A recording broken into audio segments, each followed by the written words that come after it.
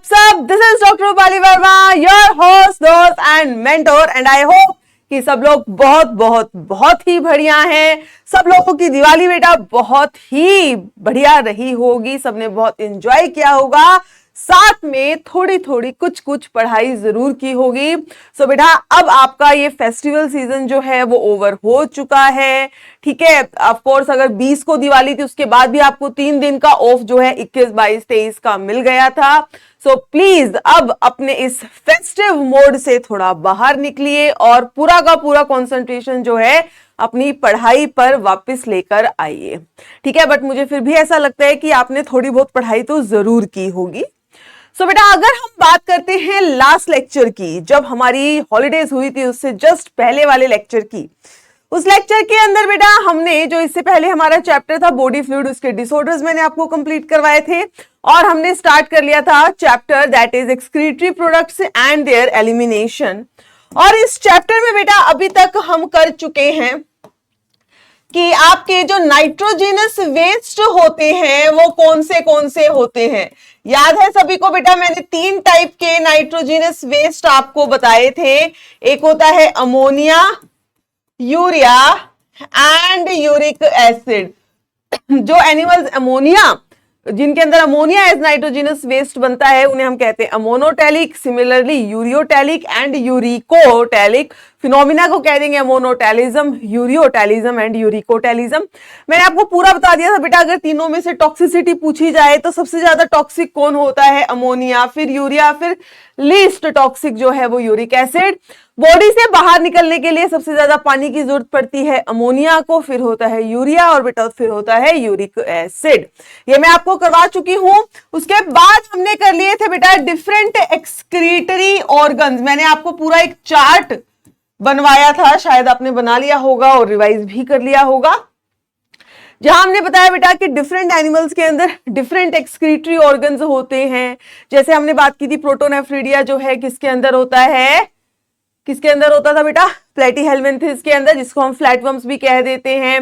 Annelids के अंदर nephridia है। इंसेक्ट लाइक कॉकरोच के अंदर माल्फिगियन ट्यूबुला, वर्टिब्रेट्स जैसे कि हम हैं, हमारे पास क्या है भाई? किडनी है। सिमिलरली मैंने आपको ग्रीन ग्लैंड भी बताया था, शायद आप सबने रिवाइज कर लिया होगा, ठीक है बेटा। सो यहां तक हम कर चुके थे। अब हम स्टार्ट करते हैं हमारा आज का लेक्चर, जिसमें हम करने वाले हैं स्टार्ट ह्यूमन एक्सक्रीटरी सिस्टम। बेटा हम अपने एक्सक्रीटरी सिस्टम की बात करेंगे, अपनी किडनीज की बात करेंगे, किडनीज की पोजीशन, लोकेशन, कलर, पूरा स्ट्रक्चर, बाहर से कैसे दिख रही हैं, अंदर से कैसे दिख रही हैं, फिर हमारी किडनी जो है यूरिन कैसे बना रही है, किडनी के अंदर कौन से डिसऑर्डर्स हो सकते हैं, हर चीज की हम यहां पर डिस्कशन करने वाले हैं।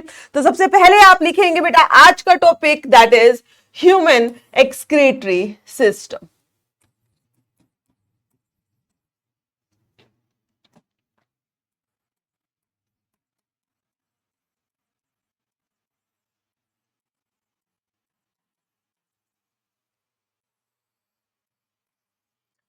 ह्यूमन एक्सक्रीटरी सिस्टम की बेटा अगर हम बात करते हैं, सो जो हमारा एक्सक्रीटरी सिस्टम है उसमें हम क्या क्या चीजें इंक्लूड करते हैं? इट कंसिस्ट ऑफ, क्या क्या चीजें इंक्लूड करेंगे बेटा? यहां पर हमारे पास प्रेजेंट होती है 2 किडनी, सो आप लिख सकते हैं पेयर ऑफ किडनी, ठीक है। फिर होते हैं बेटा 2 ही यूरेटर, सो आप लिख दीजिए पेयर ऑफ यूरेटर। देन एक होता है अ यूरिनरी ब्लैडर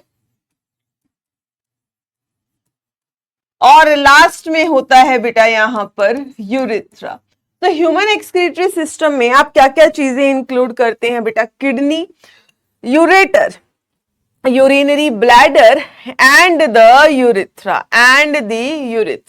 ठीक है। अगर मैं इसको बनाना चाहूं तो कुछ इस तरीके से आप बना सकते हो बेटा, देखो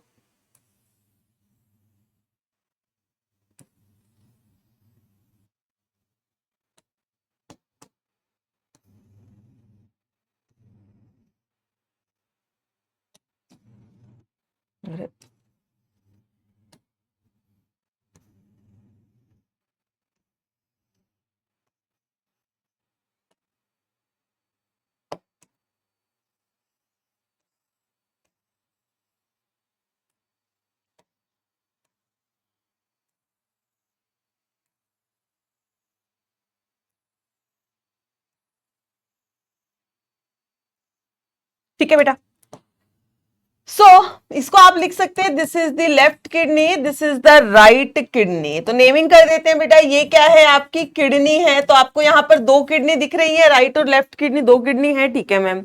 किडनी से दो डक्ट निकल रही है बेटा, दो पाइप निकल रही है। किडनी का काम क्या है, यूरिन को बनाना, और ये जो पाइप है बेटा इनका काम है इस जो किडनी ने यूरिन बनाया है इसको किडनी से लेकर जाना। और ये जो दो डक्ट आपको दिख रही हैं इसे कहा जाता है यूरेटर। ये क्या है बेटा, दीज आर यूरेटर। उसके बाद में आपको ये जो स्ट्रक्चर दिख रहा है बेटा इसे कहा जाता है urinary bladder. This is urinary bladder. So kidney ने यूरिन बनाया, यूरेटर उस यूरिन को लेकर आया कहां पर, यूरिनरी ब्लैडर के पास। सो बेसिकली ये यूरिनरी ब्लैडर क्या करता है, यूरिनरी ब्लैडर जो है बेटा ये स्टोर करता है यूरिन को, स्टोर्स यूरिन। यूरेटर क्या करता है, यूरेटर करता है ट्रांसपोर्ट ऑफ यूरिन,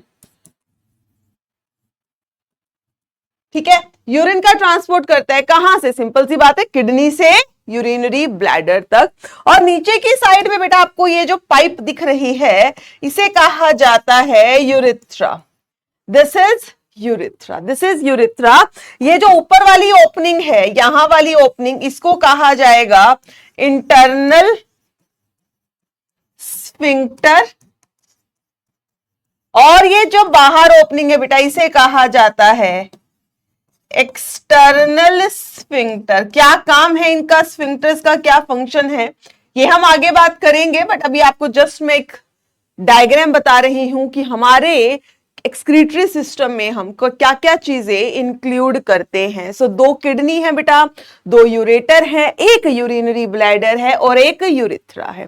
अगर आपको याद हो जब हमने स्ट्रक्चरल ऑर्गेनाइजेशन मैंने आपको करवाया था तो मैंने आपको एक चीज बताई थी बेटा कि जो आपका यूरिनरी ब्लैडर होता है उसके पास एक स्पेशल टाइप की एपिथीलियम होती है। अगर थोड़ा सा आपको याद हो, इस एपिथीलियम को क्या कहा जाता था, ट्रांजिशनल एपिथीलियम। सो आप यूरिनरी ब्लैडर के लिए लिख सकते हैं लाइंड बाय ट्रांजिशनल एपिथीलियम। ये जो यूरिनरी ब्लैडर है बेटा इसके अंदर कौन सी लाइनिंग होती है, किस टाइप की एपिथीलियम होती है, it is the transitional epithelium. Clear है, याद रखेंगे। सो ह्यूमन एक्सक्रीटरी सिस्टम में क्या क्या पार्ट्स इंक्लूड होते हैं वो मैंने आपको यहां सारे लिखवा दिए हैं। अब अगर आप बेटा यहां पर देखोगे इन दोनों किडनी को ध्यान से देखिए, अब आपको लगेगा कि मैम ने एक किडनी थोड़ी ऊपर बना दी है, एक किडनी थोड़ी नीचे बना दी है। सो ऐसा नहीं है कि ये मेरा ड्राइंग डिफेक्ट है, नहीं बेटा, ये हमारी बॉडी में ऐसे ही प्रेजेंट होती है। जो राइट किडनी होती है बेटा, अगर आप दोनों की लोकेशन को देखोगे तो राइट किडनी हल्की सी नीचे है, लेफ्ट किडनी हल्की सी ऊपर होती है, ठीक है। सो ये पॉइंट आप लिख सकते हैं, ये ऐसे ही होता है, ये याद रखेंगे बेटा। Right kidney is present slightly lower than the left kidney. right kidney is present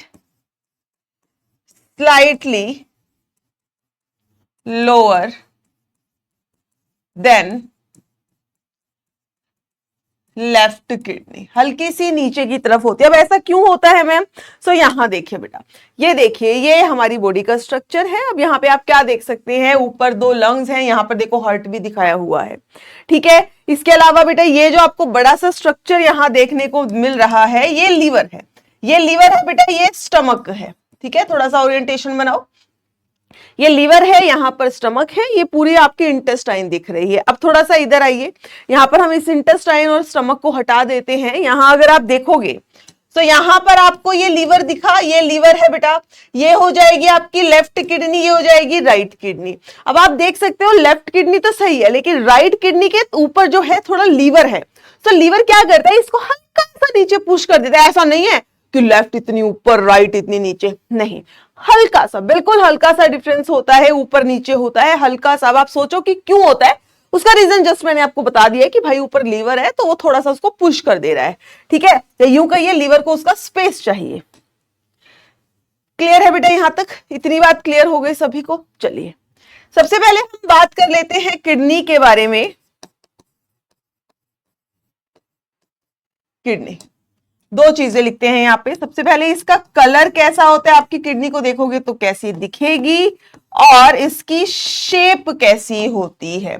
तो बेटा किडनी की अगर हम कलर की बात करें तो कलर जो है इसका ऐसे बहुत ज्यादा रेडिश होता है और हल्का सा ब्राउनिश, जिसको आप लिख सकते हैं it is reddish brown in colour.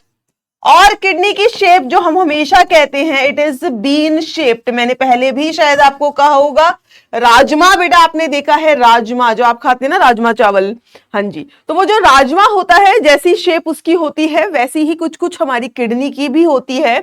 इसीलिए हम कहते हैं कि किडनी की शेप कैसी है, इट इज बीन शेप्ड। अब किडनी के ऊपर वाले सरफेस पे अगर आप अपनी बुक में देखोगे तो कुछ इस तरीके का एक स्ट्रक्चर दिखाया होगा, कुछ इस तरीके का बेटा एक स्ट्रक्चर हमारी बुक में दिखाया होगा दोनों ही किडनीज के ऊपर। और ये जो स्ट्रक्चर है this is basically the adrenal gland. ठीक है, इसका एज सच हमें यहां पे अभी कोई यूज नहीं करना है। एड्रीनल ग्लैंड का फंक्शन जो है वो हम पढ़ने वाले हैं बेटा हार्मोन वाले चैप्टर के अंदर, लास्ट चैप्टर के अंदर। ठीक है, क्लियर है ये बात? हाँ जी, क्या ये बात यहां तक क्लियर है? चलिए दो तीन चीज और लिखते हैं बेटा। किडनी की लेंथ क्या होती है, विड्थ क्या होती है, थिकनेस कितनी है, किडनी का एक एवरेज किडनी जो है उसका वेट कितना रहता है। सो एक किडनी जो है भाई वो कितनी लंबी होती है, it is 10 to 12 centimetre long. Kidney की लेंथ कितनी है बेटा, 10 से 12 सेंटीमीटर है। विड्थ की बात करें तो आप लिखेंगे it is 5 to 7 centimetre. Thickness बेटा 2 to 3 सेंटीमीटर है। 2 to 3, हाँ 2 to 3, 2 to 3 होती है। ठीक है, वेट जो है एवरेज वो हम लेते हैं एक किडनी का 120 से 170 ग्राम। ठीक है, देखो ये आपकी किडनी है जो मैंने बहुत ही बुरी सी बना दी थी, अभी बेटर है। ये किडनी है बेटा आपकी राजमे जैसी किडनी है। ठीक है, अब इसकी लेंथ क्या मतलब क्या है, ये है लेंथ कितनी लंबी है, 10 से 12 सेंटीमीटर। चौड़ी कितनी है, विड्थ कितनी है, दिस इज विड्थ, ये कितनी है भाई 5 to 7 सेंटीमीटर। अब थिकनेस, थिकनेस का मतलब क्या है कि जब आप किडनी को हाथ में पकड़ते हो तो कितनी मोटी है, कितनी थिक है, वो उसकी थिकनेस है बेटा जो कि 2 to 3 सेंटीमीटर है। और ये जो किडनी है इसका वेट वेरी करता है 120 से 170 के बीच में। इतनी बात क्लियर है, ये क्लियर है ये बात? ठीक है, चलिए ये हो गया। फिर इसकी लोकेशन लिख देते हैं हम। में आप लिखते हैं एक line, located between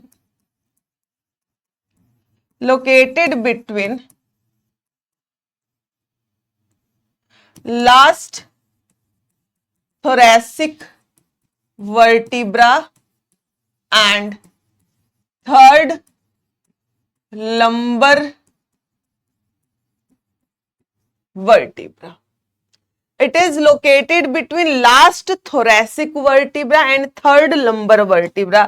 last thoracic vertebra मतलब बेटा T12 से L3 के बीच में ये प्रेजेंट है। आप समझिए एक चीज को, आपकी जो वर्टिब्रा है, वर्टिब्रा मतलब आपकी रीढ़ की हड्डी, बहुत सारी हड्डियां हैं बेटा, जैसे कुछ हड्डियां आपके नेक रीजन में हैं जिनको सर्वाइकल वर्टिब्रा कहते हैं। फिर आपके थोरेसिक रीजन में पीछे की तरफ जो है थोरेसिक वर्टिब्रा, या आपका पेट है एब्डोमेन, एब्डोमेन के पीछे जो वर्टिब्रा है उसको कहते हैं हम लंबर वर्टिब्रा। सो जो आपकी लास्ट थोरेसिक वर्टिब्रा है मतलब T12, 12 थोरेसिक वर्टिब्रा है, तो लास्ट वाली थोरेसिक वर्टिब्रा से लेकर third lumbar vertebra, lumbar vertebra total कितनी होती है 5 होती है, तो उसमें से तीसरी लंबर वर्टिब्रा तक समझिए आप बेटा लास्ट थोरेसिक से थर्ड लंबर वर्टिब्रा के बीच में ये एक्सटेंड करती हैं and they lie close to the dorsal inner wall, lies close to the dorsal inner wall of abdomen. और इस टाइप की पोजीशन को कहा जाता है रेट्रो पेरिटोनियल पोजीशन।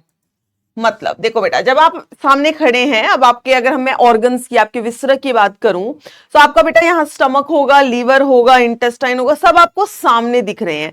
जबकि जो किडनी होती है बेटा, किडनी हल्की सी पीछे की तरफ प्रेजेंट है। ये आपका एब्डोमेन है, एब्डोमेन को आप एक बॉक्स की तरह मांगो, तो आपका जो आगे वाला पेट है इसको हम कह देंगे बेटा इसकी वेंट्रल वॉल, पीछे की तरफ हो जाएगी इसकी डॉर्सल वॉल। तो आपकी जो किडनी है वो हल्की सी पीछे की साइड प्रेजेंट है, आगे सारे ऑर्गन पीछे की तरफ थोड़ी सी किडनी है, तो जो पीछे वाली वॉल है बेटा उसके पास आपकी किडनी प्रेजेंट है। तो हल्का सा जो किडनी है आपकी पीछे की साइड यहां प्रेजेंट होती है। अगर कभी किसी को किडनी पेन हुआ हो, स्टोन हो जाते हैं ना, किडनी के अंदर स्टोन हो जाते हैं, पथरी हो गई जो हम कहते हैं, ठीक है, अगर आपको, ऐसा नहीं कि आपको नहीं हो, आजकल छोटे छोटे बच्चों को भी स्टोन हो जाते हैं, खाना पीना हमारा ऐसा है, ठीक है, या आप घर पे कभी किसी को हुआ हो, तो बेटा जो किडनी का पेन होता है ना, वो ऐसे आगे पेट में नहीं होता, वो कैसे होता है, पीछे की साइड, हल्का सा बैक साइड में होता है। तो हमारी किडनी हल्की सी बैक साइड में प्रेजेंट है बेटा, और इस टाइप की पोजीशन को हम क्या कह देते हैं, रेट्रोपेरिटोनियल। क्या कहते हैं भाई, रेट्रोपेरिटोनियल। हाँ जी, क्या ये बात हमें क्लियर है? क्या ये बात हमें क्लियर है? क्लियर। चलिए अब यहां पर आप बना लो अपनी एक किडनी।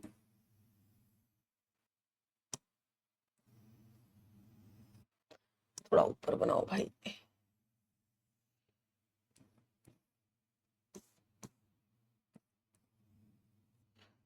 ठीक है बेटा, सबसे पहले हम कवरिंग की बात कर लेते हैं। तो सबसे फर्स्ट कवरिंग जो किडनी के अराउंड होगी, जो मैंने अभी पिंक कलर की एक बना दी है, ठीक है, this is the tough fibrous capsule. ये सबसे इनर मोस्ट कवरिंग है, सबसे इनर मोस्ट कवरिंग है बेटा, आपकी बुक में बस यही दी हुई है, kidney is covered by a tough fibrous capsule.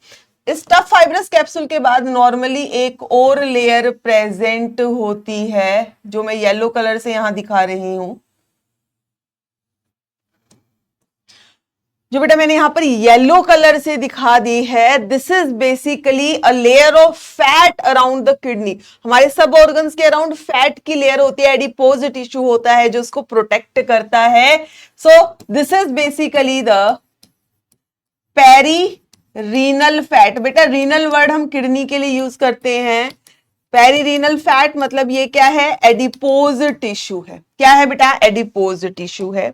फिर एक और लेयर भी यहां प्रेजेंट है, आप देख सकते हैं, मैं ग्रीन कलर की एक और लाइनिंग बना रही हूं बेटा यहां पर, ठीक है, ये ग्रीन कलर की एक और लाइन बना दी मैंने। ये जो सबसे आउटर मोस्ट है, जिसे कहा जाता है, this is renal fascia. Renal fascia, इसके आगे आप लिख सकते हैं, ये है outer most. This is the outer most, जिसको हम रीनल फेशिया कहते हैं, या इसको हम जीरोटास फेशिया या फेशिया ऑफ जीरोटा भी कह देते हैं। ये जो नाम होते हैं बेटा साइंटिस्ट के ऊपर ही रखे जाते हैं इनके। और इस जो लास्ट में जो रीनल फेशिया है बेटा, इसकी हेल्प से ये हमारी एब्डोमेन से अटैच रहती है, अटैच्ड टू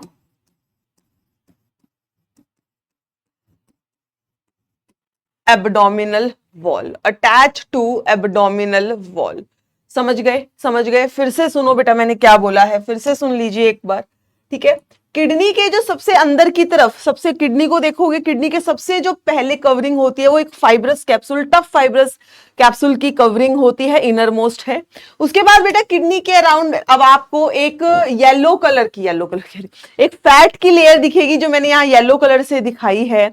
इसे कहा जाता है perirenal fat, which is basically the adipose tissue. और सबसे आउटर मोस्ट जो लेयर होती है, that is the renal fascia, जिसको हम फेशिया ऑफ जीरोटा कहते हैं। और ये किडनी को एब्डोमिनल वॉल से अटैच होने में हेल्प करती है। मैं आपको यहां पर एक और पिक्चर दिखाती हूं।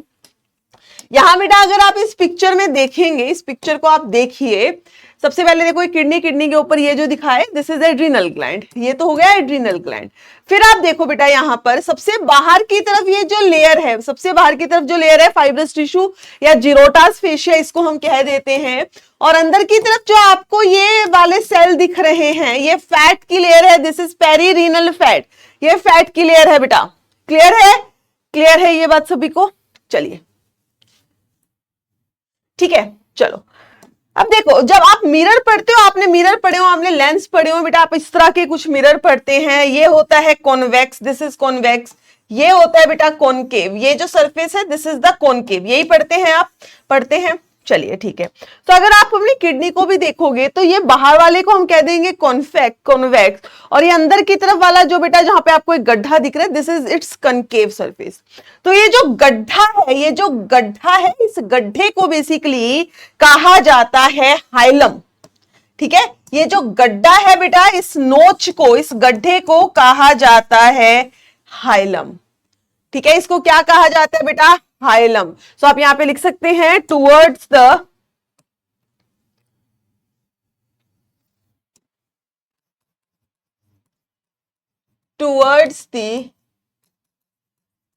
inner concave surface a notch is present called as hilum, called as hilum. ठीक है बेटा, जो अंदर की तरफ इनर जो कनकेव सरफेस है वहां एक गड्ढा प्रेजेंट, आपको दिख रहा है बेटा ये गड्ढा प्रेजेंट है, एक नोच प्रेजेंट है जिसे कहा जाता है हाइलम। और ये जो हाइलम होता है यहीं से सारी ब्लड वेसल यूरेटर अंदर बाहर हो रही हैं। Through this enters blood vessels, nerves, ureter etcetera. ठीक है, जैसे यहां पर एंटर होती है एक renal artery, this is the, ये क्या है बेटा? ये क्या है? This is renal artery. ये क्या होती है भाई? रीनल आर्टरी है, जो बेसिकली किसकी ब्रांच होती है? अल्टीमेटली ब्रांच किसकी है? अयोर्टा की, दिस इज अयोर्टा। फिर बेटा किडनी के पास है एक रीनल वेन। ठीक है, ये क्या है? This is renal vein which is the branch of inferior vena कावा। अब आईवीसी एसवीसी पता है ना सबको, इंफीरियर वेना कावा। इसके अलावा ऑफ कोर्स यहां पर होती है एक, इस तरीके से आप बना सकते हैं, दिस इज यूरेटर।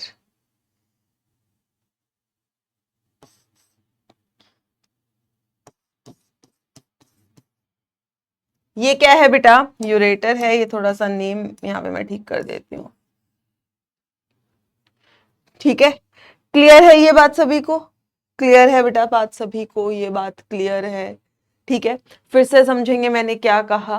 किडनी की कवरिंग आपको क्लियर है? किडनी का जो इनर कनकेव सरफेस है वहां एक नोच प्रेजेंट है, एक गड्ढा प्रेजेंट है, नोच को कहा जाता है हाइलम। और इस हाइलम के थ्रू ही बेटा सारी आर्टरी, वेन, यूरेटर जो है किडनी में एंटर कर रही हैं। जो आर्टरी किडनी को ब्लड सप्लाई करती है that is the renal artery which is the branch of अयोर्टा।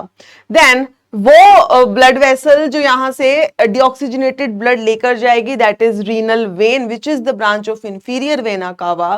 Kidney का काम अल्टीमेटली है यूरिन बनाना। इस यूरिन को यूरिनरी ब्लैडर तक कौन लेके जाता है बेटा? ये यूरेटर। और हर चीज यहाँ हाइलम से ही अराइज हो रही है।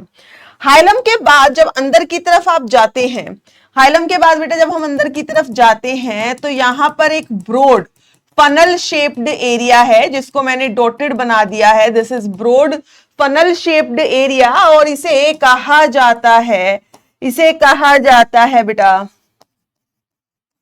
Renal pelvis. ठीक है, inner to hilum is a broad funnel shaped area जिसे कहा जाता है रीनल पेल्विस। ठीक है, और ये जो रीनल पेल्विस है ये अल्टीमेटली इस तरीके से एक्सटेंड करता है ऐसे कुछ स्ट्रक्चर्स में जिन्हें कहा जाता है भाई कैलिसेस। ये जो रीनल पेल्विस है बेटा, it is extended into these structure, जिन्हें क्या कहा जाता है कैलिसेस। सिंगुलर होगा बेटा, सिंगुलर आप बोलेंगे तो इसको कैलिक्स बोल सकते हैं, सिंगुलर होगा तो इसको हम कैलिक्स बोल सकते हैं। हाँ जी, क्या ये बात क्लियर है सभी को? क्या ये बात क्लियर है सभी को? ठीक है, समझेंगे बेटा। फिर से मैंने क्या कहा, हाइलम से अंदर की तरफ जाते हैं, सो एक ब्रॉड फनल शेप्ड एरिया है जिसे कहा जाता है renal pelvis, and this renal pelvis it extend into these structures, जिन्हें क्या कहा जाता है कैलिसेस। या आप सिंपल एक को होगा, सिंगुलर होगा तो आप कैलिक्स भी इसको कह सकते हैं। ठीक है, सो आप लिख दीजिए यहां पे inner to hilum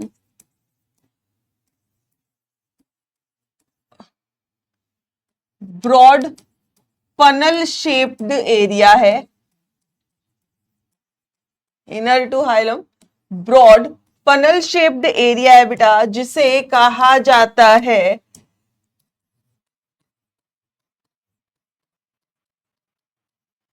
renal pelvis. ठीक है, जिसे क्या कहा जाता है भाई रीनल पेल्विस, और रीनल पेल्विस की जो है कुछ प्रोजेक्शंस हैं जिन्हें कहा जाता है calyces. Renal pelvis, pelvis with projections called as calyces, या सिंगुलर होगा तो आप कैलिक्स कह सकते हैं, सिंगुलर होगा बेटा तो आप इसको कैलिक्स कह सकते हैं। क्लियर है ये बात? क्लियर इतनी बात यहां पर? चलिए, ये तो हो गई बाहर की, मैंने आपको बता दी कि बाहर की कौन सी कवरिंग होती है। अब हम किडनी के अंदर गए बेटा, सबसे broad shape funnel shaped area है जिसको रीनल पेल्विस कहते हैं। रीनल पेल्विस की कुछ ऐसे प्रोजेक्शंस हैं, एक्सटेंशंस हैं, जिन्हें हम क्या कहते हैं कैलिसेस कहते हैं। अब इनसाइड किडनी, किडनी के अंदर आपको दो जोन दिखाई देंगे, दो जोन दिखाई देंगे बेटा, एक होगा आउटर, एक होगा इनर जोन। जो आउटर जोन है उसको आप कह सकते हैं कॉर्टेक्स, और जो इनर है बेटा उसको हम कहते हैं मेड्यूला। ठीक है, और ये जो मेड्यूला होता है it is basically it is present as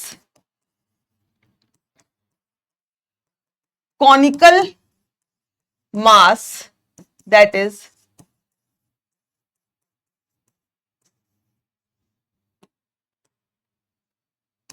medullary pyramid। और ये medullary pyramid जो है they extend into calyx, they extend into the calyx। ठीक है, अब ये इसका मतलब क्या हुआ समझिए। ये मैं डायग्राम जो है बेटा किडनी वाला, हम फिर से इस किडनी वाले डायग्राम को बनाते हैं। देखो,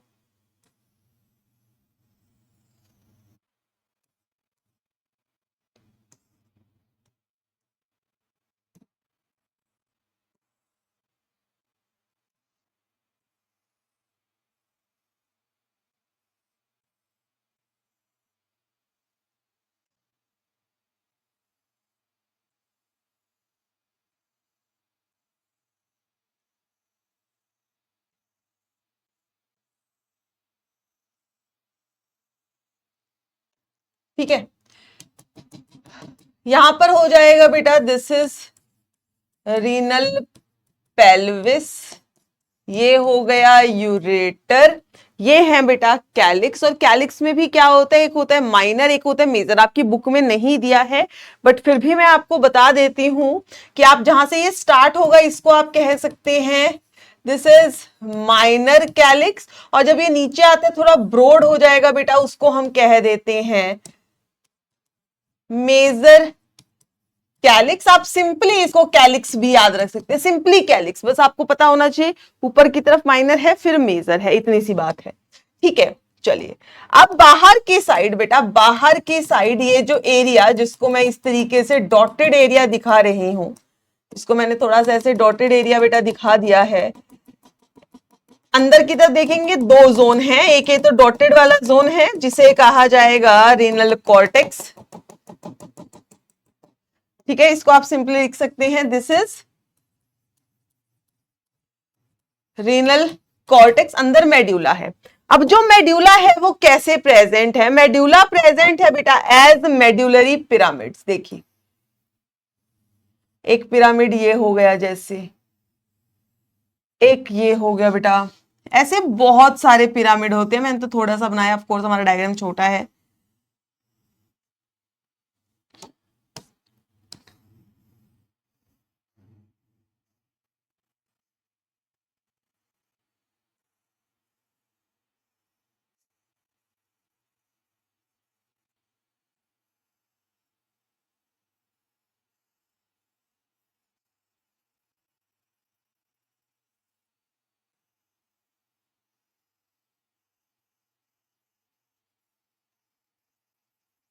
ठीक है, so these are the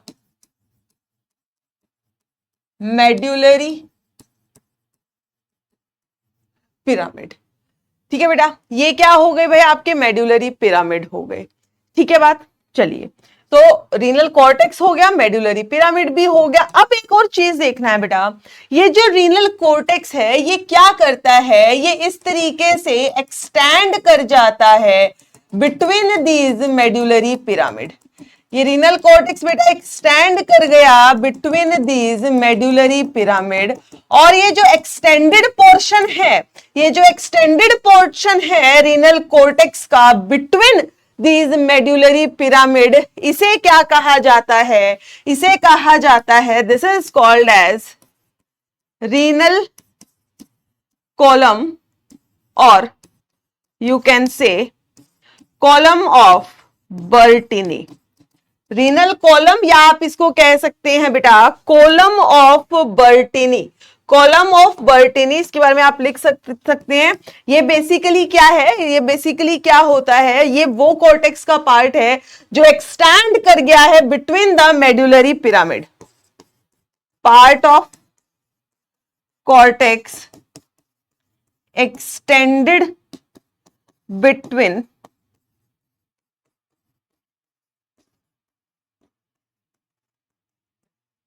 part of cortex which is extended between the medullary pyramid, उसे हम क्या कहते हैं भाई? उसे हम कहते हैं कॉलम ऑफ बर्टिनी, या रीनल कॉलम आप कह सकते हैं। क्लियर है ये बात सभी को? क्लियर है बात सभी को बेटा? हाँ जी, क्या ये बात सभी को क्लियर है? ठीक है, सो अंदर की तरफ जब हम किडनी को देखते हैं तो हमें यहाँ पे दो जोन दिखाई देते हैं।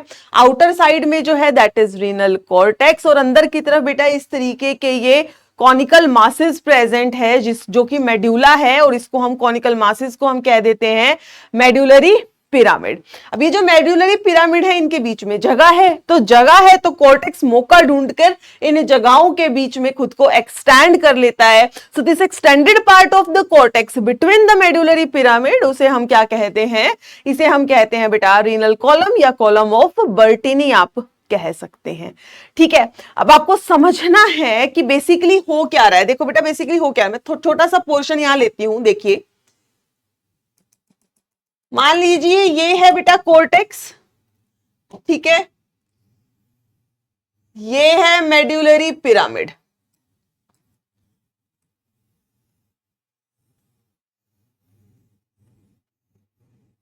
This is medullary pyramid. ठीक है, मेड्यूलरी पिरामिड बेटा एक्सटेंड कर रहा है इनटू द कैलिक्स। ठीक है, यहां पे मान लो एक और होगा। ठीक है, चलिए, उसके बाद यहां पर एक और रीजन आ जाएगा जिसे हम कहेंगे रीनल पेल्विस।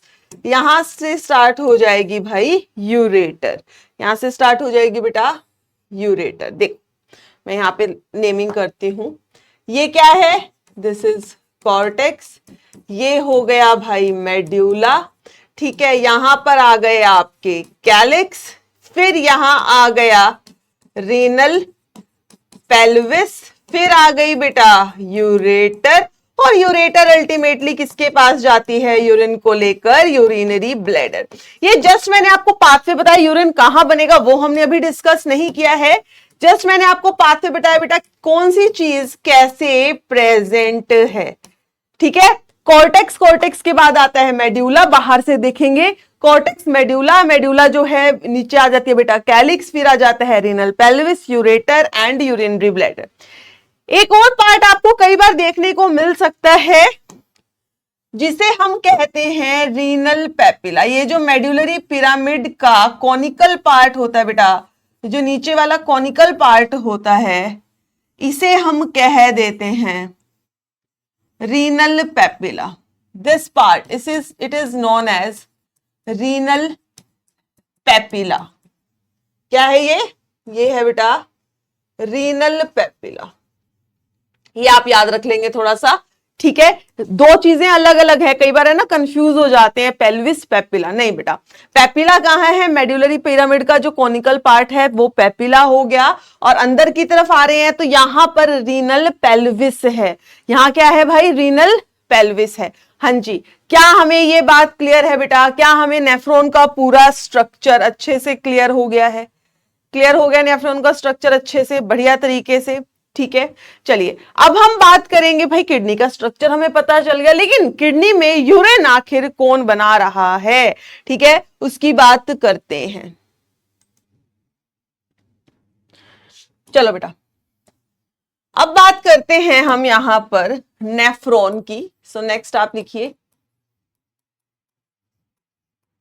वो स्ट्रक्चर जो हमारी किडनी के अंदर यूरिन को बनाएगा उसे क्या कह रहे हैं बेटा? हम नेफ्रॉन कह रहे हैं। सो बेसिकली नेफ्रॉन क्या है? Nephron is the structural and functional unit of kidney. Nephron क्या है? It is the structural and the functional unit of kidney. हर एक किडनी के अंदर बेटा, दो किडनी है तुम्हारे पास, एक किडनी में कितनी नेफ्रॉन है मैम?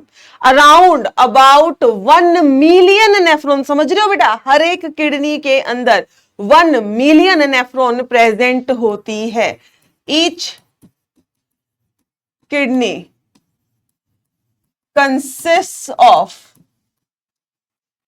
1 million nephron. तो ये बात बेटा आप याद रखेंगे, हर एक किडनी के पास 1 मिलियन नेफ्रॉन है। और जब हम बात करते हैं कि भाई ये नेफ्रॉन आखिर कैसी दिखती है, इसमें क्या होता है, तो नेफ्रॉन को पढ़ने के लिए इसको हम दो पार्ट में डिवाइड कर लेते हैं। एक इसके पार्ट को कहते हैं बेटा ग्लोमेरुलस, और एक होती है भाई रीनल ट्यूब्यूल। एक होता है बेटा ग्लोमेरुलस और एक होता है रीनल ट्यूब्यूल। अब ग्लोमेरुलस क्या है, पहले इसके बारे में थोड़ा सा लिख लो, फिर मैं समझाती हूं। It is the tuft of capillary. Tuft मतलब होता है गुच्छा। ये क्या है? गुच्छा है कैपिलरी का। कौन बना रहा है ये गुच्छा? कहां से बन रहा है? Formed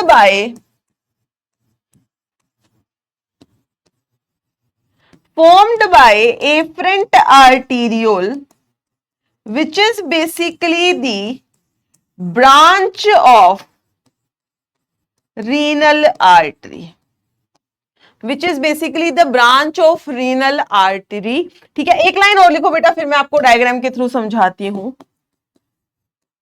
blood from glomerulus is carried away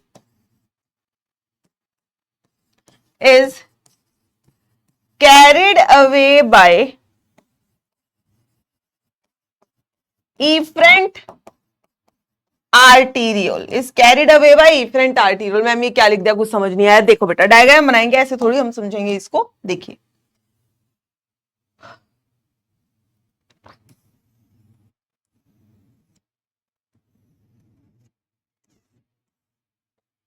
ठीक है, देखो पहले तो मैंने ये जो कप जैसा सा स्ट्रक्चर बना दिया है, इसे क्या कहा जाता है? This is called as glomerulus. Sorry, इसे कहा जाता है बेटा Bowman's capsule. This is Bowman's capsule. ये जो आगे हम रीनल ट्यूब्यूल की बात करेंगे उसमें उस बोमेन कैप्सूल को इंक्लूड कर देंगे, बट ग्लोमेरुलस समझाने के लिए भी इस कप की जरूरत है। ठीक है, अब देखिए यहां पर ये आ रही है भाई afferent arteriole. This is afferent arteriole. ये एफरेंट आर्टीरियोल बेटा यहां अंदर जाकर ये डिवाइड कर जाती है इस तरीके से, ये बना देती है बहुत सारी डिवीजन। पता है ना बेटा आपको, आर्टीरियोल जब आगे डिवाइड करते हैं तो क्या बनाती है, कैपिलरी। तो ये एफरेंट आर्टीरियोल आई और यहां पर आकर इसने क्या बना दिया बेटा, कैपिलरी का गुच्छा बना दिया। गुच्छा बनाने के बाद फिर यहां से ये इस तरीके से निकल जाएगी। सो यहां से ब्लड आता है, यहां से ब्लड वापस जाता है। So this is basically, this is the afferent arteriole. ये बेटा ब्लड को वापस लेकर जा रही है यहां से, दिस इज इफरेंट आर्टीरियोल। और ये जो गुच्छा बना है यहां पर कैपिलरी का, ये जो गुच्छा बना है यहां पर कैपिलरी का, इसे कहा जाता है ग्लोमेरुलस। सो ग्लोमेरुलस क्या है बेटा, इट इज द गुच्छा of capillary, it is the tuft of capillary which is form by afferent arteriole. और ये एफरेंट आर्टीरियोल खुद किसकी ब्रांच होती है, रीनल आर्टरी की। याद है किडनी में कौन एंटर किया था, रीनल आर्टरी। ये आर्टरी अंदर जाकर बेटा डिवाइड कर जाती है और बहुत सारी आर्टीरियोल बना देती है, दैट इज एफरेंट आर्टीरियोल। और ये एफरेंट आर्टीरियोल आगे बना देती है बेटा ग्लोमेरुलस टफ्ट ऑफ कैपिलरी। सो यहां से ब्लड आया, इस कैपिलरी में आया और फिर यहां से ब्लड वापस जाता है। सो यहां से इस टफ्ट ऑफ कैपिलरी ग्लोमेरुलस से ब्लड को वापस लेकर कौन जाता है, इफरेंट। लेकर ग्लोमेरुलस तक ब्लड को लेकर कौन आता है, एफरेंट। लेकर जाता कौन है, इफरेंट। ठीक है, यहां से क्वेश्चन आ जाता है। चलिए, सो ये हो गया बेटा आपका ग्लोमेरुलस। अब हम बात करते हैं रीनल ट्यूब्यूल की। दो पार्ट थी ना, ग्लोमेरुलस हमको समझ आ गया। बात करते हैं रीनल ट्यूब्यूल। सो रीनल ट्यूब्यूल के अंदर बेटा कौन से पार्ट है, पहले तो ये कप लाइक स्ट्रक्चर, इसे हम कहते हैं बोमेन कैप्सूल। इसे हम क्या कहते हैं बेटा, बोमेन कैप्सूल, जिसकी दो वॉल हैं, दो वॉल हैं। ये हो जाएगी बेटा, दिस इज विसरल वॉल और ये हो जाती है इसकी पेराइटल वॉल। दो wall, double walled cup like structure है, विसरल एंड पेराइटल। फिर उसके बाद यहां से बोमेन कैप्सूल से एक ऐसे कैपिलरी का नेटवर्क ऑफ ट्यूब्यूल अराइज करता है। इसे कहा जाता है, this is the PCT, full form आगे लिखेंगे हम, this is PCT, proximal convoluted tubule. फिर उसके बाद बेटा यहां पे बनता है एक हेयर पिन शेप स्ट्रक्चर, जो हेयर पिन नहीं होती है, हेयर पिन, वैसा एक स्ट्रक्चर बनता है।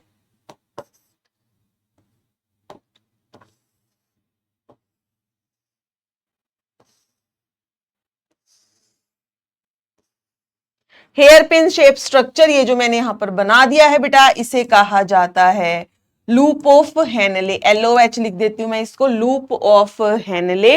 अभी इसकी डिटेल करेंगे हम आगे। फिर इस लूप ऑफ हेनले से फिर एक कैपिलरी नेटवर्क निकलता है, कैपिलरी क्या यू, नेटवर्क ऑफ डक्ट निकलता है, नेटवर्क ऑफ ट्यूब्यूल निकलता है, जिसे कहा जाता है DCT। ठीक है, सो जो आपकी बेटा एक रीनल ट्यूब्यूल है, उसमें क्या क्या आप इंक्लूड कर रहे हैं, Bowman capsule, PCT, loop of Henle and DCT, यही पार्ट बस आपके इसमें इंक्लूड होते हैं। सो आप लिख लीजिए यहां पर। सो नेक्स्ट आप लिखिए बेटा रीनल ट्यूब्यूल।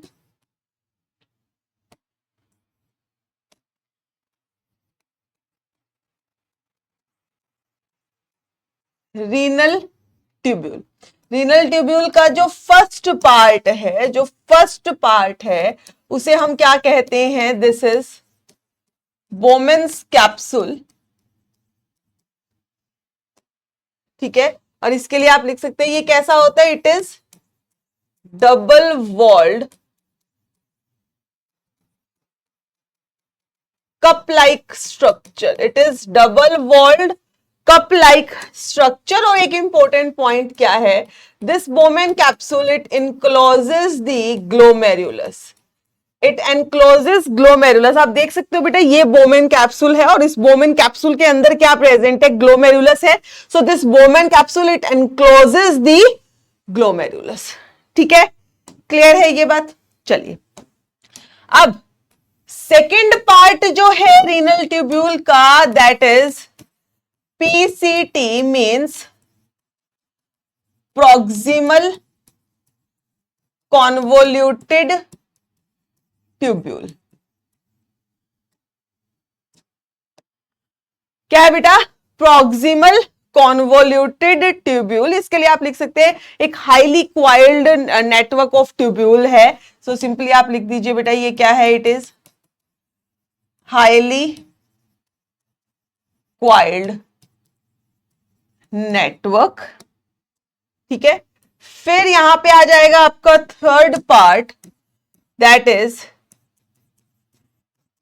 हेनलेज लूप, या आप इसको कहते हैं बेटा लूप ऑफ हेनले, LOH। ठीक है, शेप कैसी है इसकी? Hairpin shaped, hairpin shaped है। यहां पर दो लिम्ब्स प्रेजेंट हैं। इसके पास बेटा दो लिम्ब्स होती हैं। कौन सी लिम्ब होती है भाई? एक होती है डिसेंडिंग लिम्ब, एक होती है भाई असेंडिंग लिम्ब। मैम ये कौन से लिम्ब हैं? देखिए बेटा, जो पीछे हमने अभी डायग्राम बनाया, ये लूप ऑफ हेनले है, यू शेप कह लो या आप कह लो हेयर पिन शेप है। एक तो ये लिम्ब नीचे की तरफ आ रही है, इसको हम क्या कह देते हैं? This is descending limb. और ये जो ऊपर की तरफ जा रही है बेटा, ये ऊपर की तरफ जा रही है, दिस इज असेंडिंग लिम्ब। ठीक है, सो ये क्या है? Loop of Henley. Last part जो है आपकी रीनल ट्यूब्यूल का, that is the DCT, means distal convoluted tubule. DCT that is distal convoluted tubule. Again ये भी एक highly coiled network of tubules है।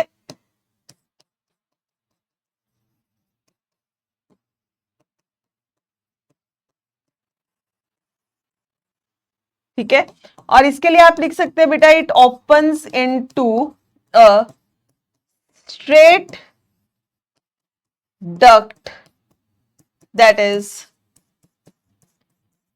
Collecting duct, that is collecting duct. मतलब देखो ये बेटा DCT है। अब ये जो DCT है ये अल्टीमेटली इस तरीके से एक स्ट्रेट डक्ट के अंदर ओपन हो जाती है, और इस स्ट्रेट डक्ट में भाई बहुत सारी DCT ओपन होती हैं, और इस स्ट्रेट डक्ट को कहा जाता है, this is called as the collecting duct. ठीक है, तो आप इसके लिए लिख सकते हो बेटा, एक तो पहली बात ये कैसी है? स्ट्रेट है, सीधी है, दिख रही है आपको? It is a straight duct and it receives DCTs of many nephron। ठीक है, जैसे एक DCT हमने यहां पर ओपन कर दी भाई, बहुत सारी नेफ्रॉन है ना, 1 मिलियन नेफ्रॉन है बेटा। एक यहां ओपन हो गई, एक यहां, एक यहां, ऐसे बहुत सारी कलेक्टिंग डक्ट होंगी, और बहुत ही सारी, हर एक कलेक्टिंग डक्ट में बहुत सारी DCT जो है वो ओपन होती हैं। समझ आ गई बेटा बात? समझ आ गई? फिर से समझेंगे। हमने बात की है स्ट्रक्चर ऑफ नेफ्रॉन की। सो नेफ्रॉन के लिए हम नेफ्रॉन के स्ट्रक्चर को दो पार्ट्स में डिवाइड कर देते हैं। एक होता है ग्लोमेरुलस, एक होता है रीनल ट्यूब्यूल। ग्लोमेरुलस क्या है बेटा? टफ्ट ऑफ कैपिलरी है, और ये कैपिलरी कौन बना रहा है? एफरेंट आर्टीरियोल बना रहा है। उसके बाद आ जाता है आपका रीनल ट्यूब्यूल। रीनल ट्यूब्यूल में क्या क्या इंक्लूड करेंगे आप? ये double walled cup like structure, that is the Bowman capsule. फिर आ जाता है बेटा PCT, loop of Henle and DCT। Loop of Henle hairpin shape है, दो लिम्ब है, एक तो जो नीचे आ रही है डिसेंडिंग, जो ऊपर जा रही है असेंडिंग लिम्ब। ऊपर जा रही है बेटा असेंडिंग लिम्ब। साथ में आप एक चीज देख सकते हैं, मैंने यहां क्या बनाया है, जो असेंडिंग लिम्ब होती है बेटा, it is wider than the descending limb.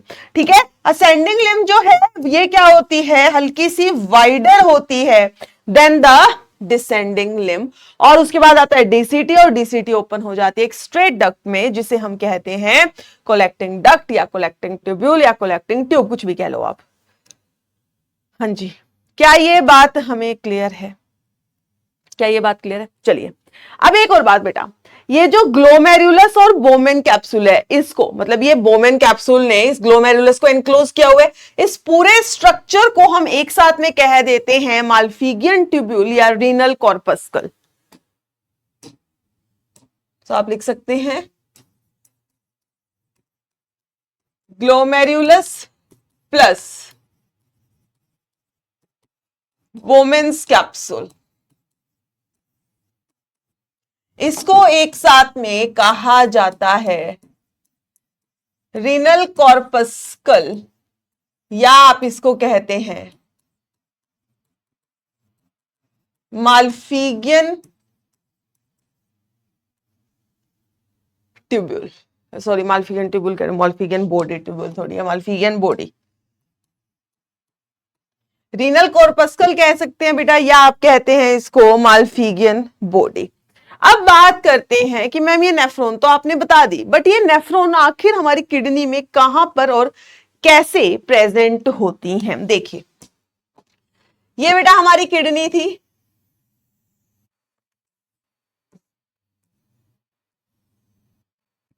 मैं थोड़ा सा ना ऐसे बड़ा सा ही बना रही हूं ताकि हमें थोड़ा समझ आ जाए। ये किडनी थी बेटा, यहां पर इस तरीके से प्रेजेंट था, कुछ ज्यादा ही बड़ी हो गई लगता है, दोबारा बनाते हैं, एक मिनट।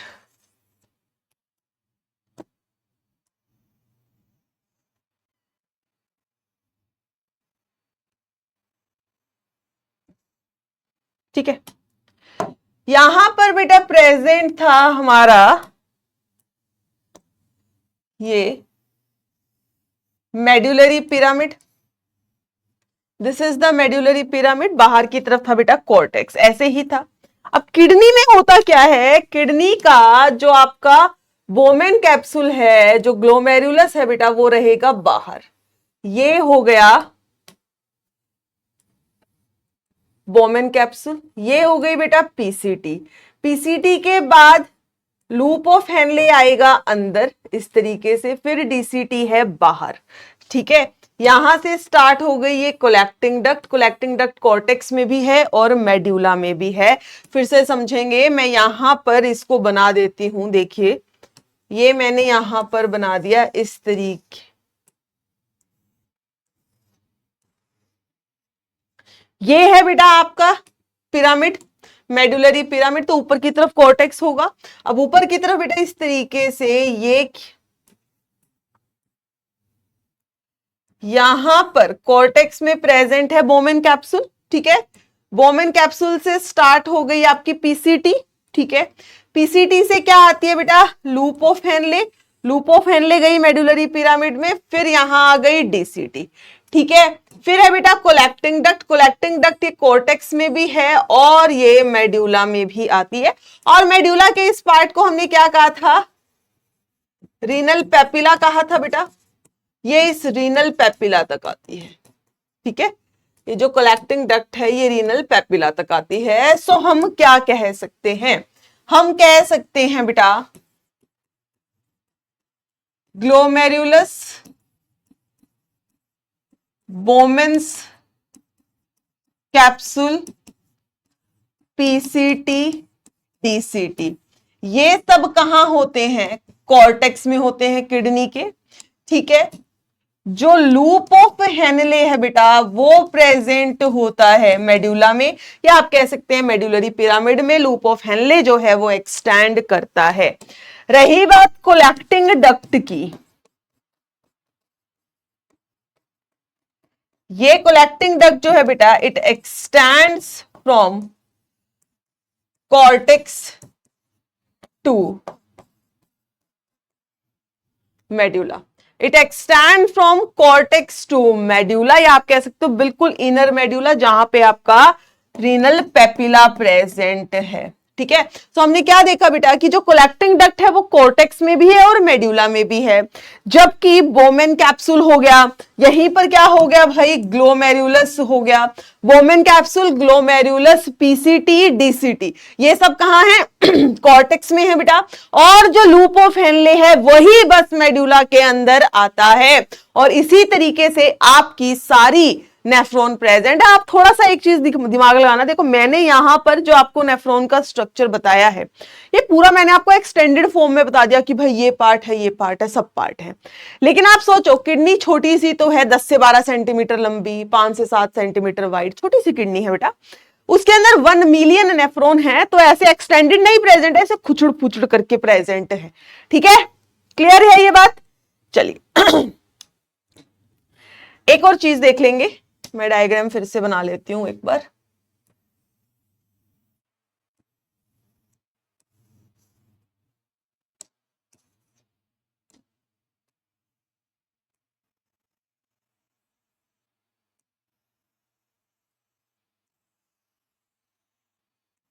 अभी मैंने यहाँ पे वाइड वाइड नहीं बनाई है, जब सिंपली मैं एक डायग्राम यहां बना रही हूं आपका फिर से।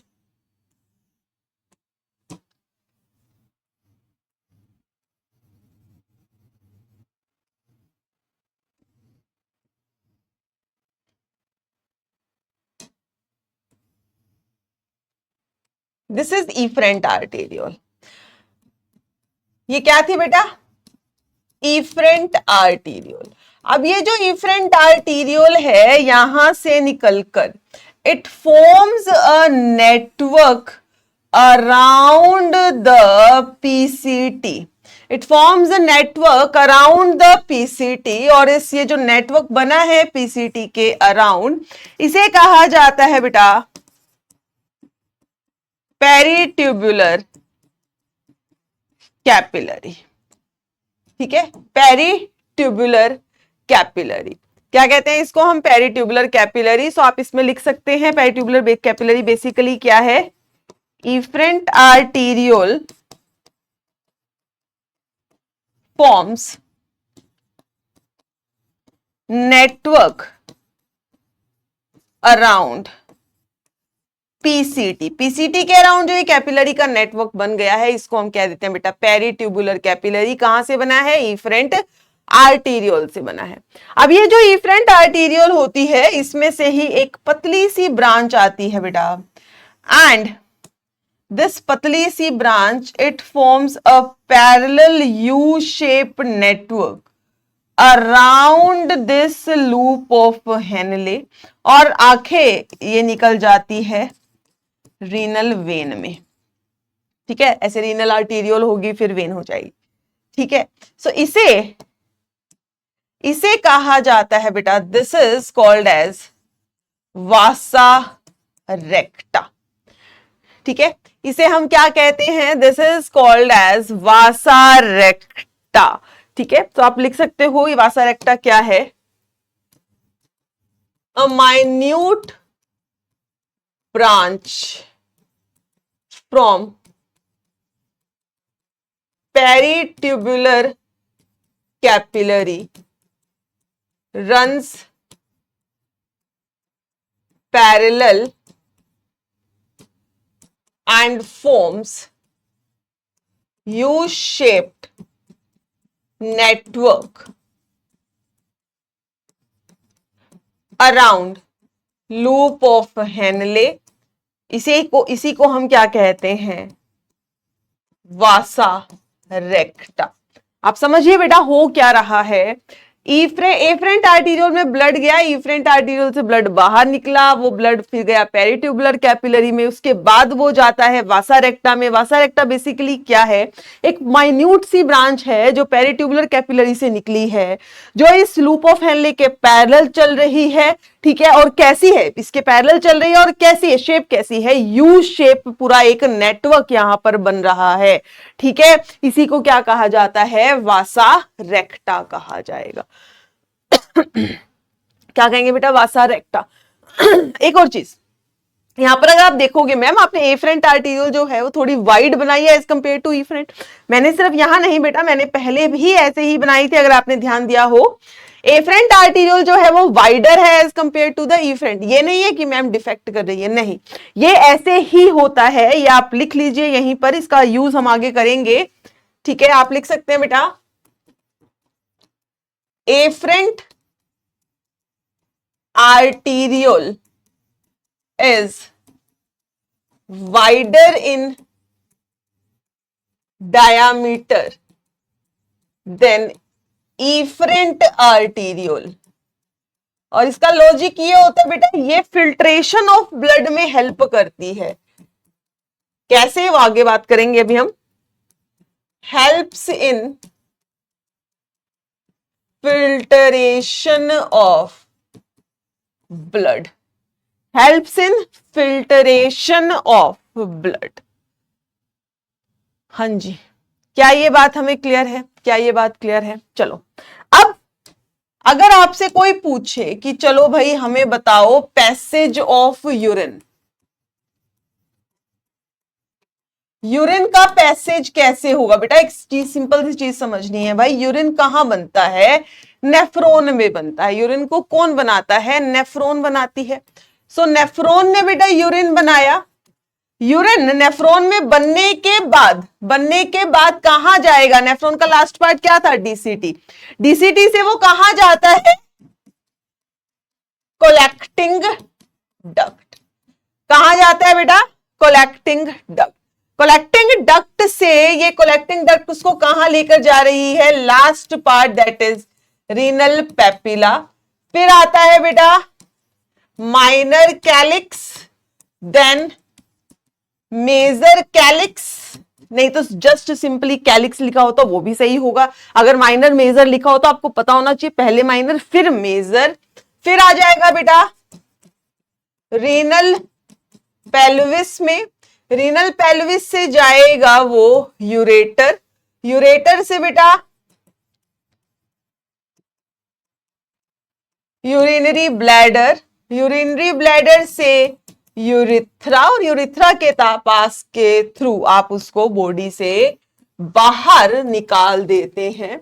सो this is the passage of urine. ये है बेटा यूरिन का पैसेज। समझिए यूरिन को कौन बनाता है? नेफ्रॉन बनाती है।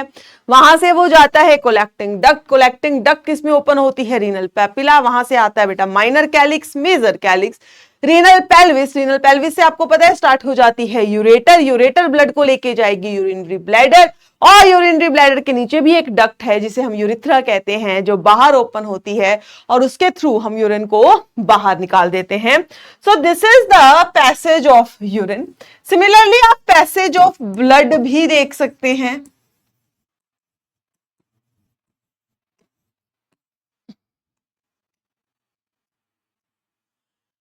सिमिलरली बेटा हम पैसेज ऑफ ब्लड दे सकते हैं। सबसे पहले किडनी में क्या एंटर करती है?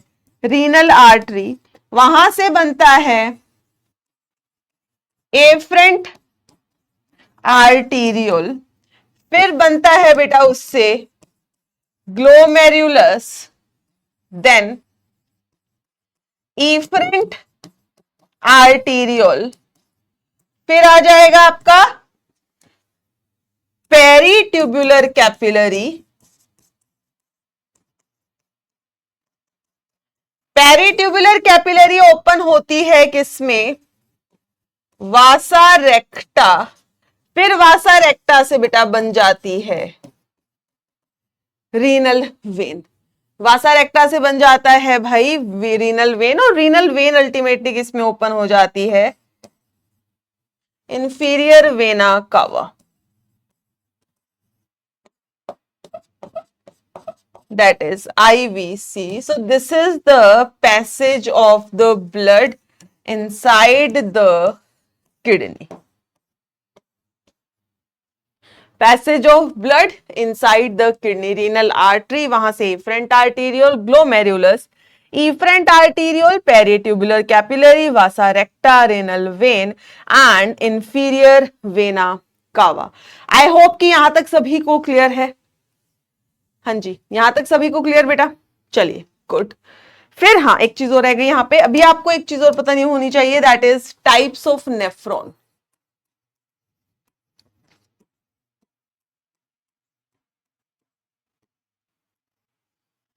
टाइप्स ऑफ नेफ्रॉन की अगर हम बात करें बेटा, तो नेफ्रॉन जो है वो दो टाइप की होती हैं।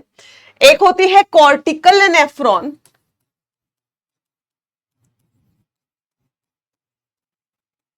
एक होती है जक्स्टा मेडुलरी नेफ्रॉन।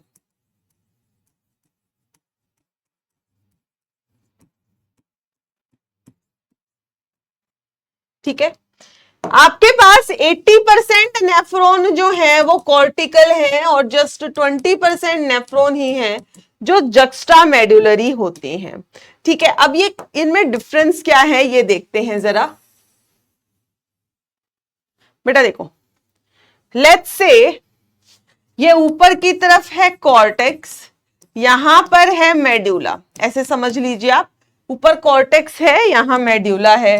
अब यहां पर हम दो टाइप की नेफ्रॉन बनाते हैं, देखो।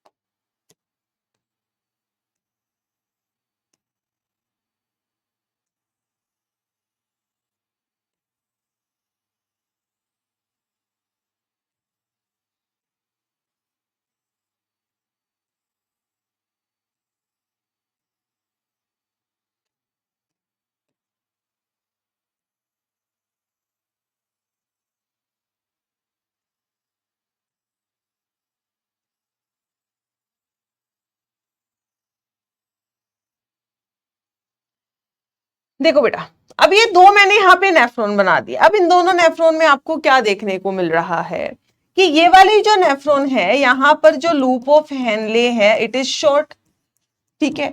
यहां का जो लूप ऑफ हेनले है वो लॉन्ग है, ठीक है। इसका लूप ऑफ हेनले बहुत छोटा है बेटा, और दूसरे वाली का जो है बहुत ही छोटा है, ठीक है। Loop of Henley is short and x tends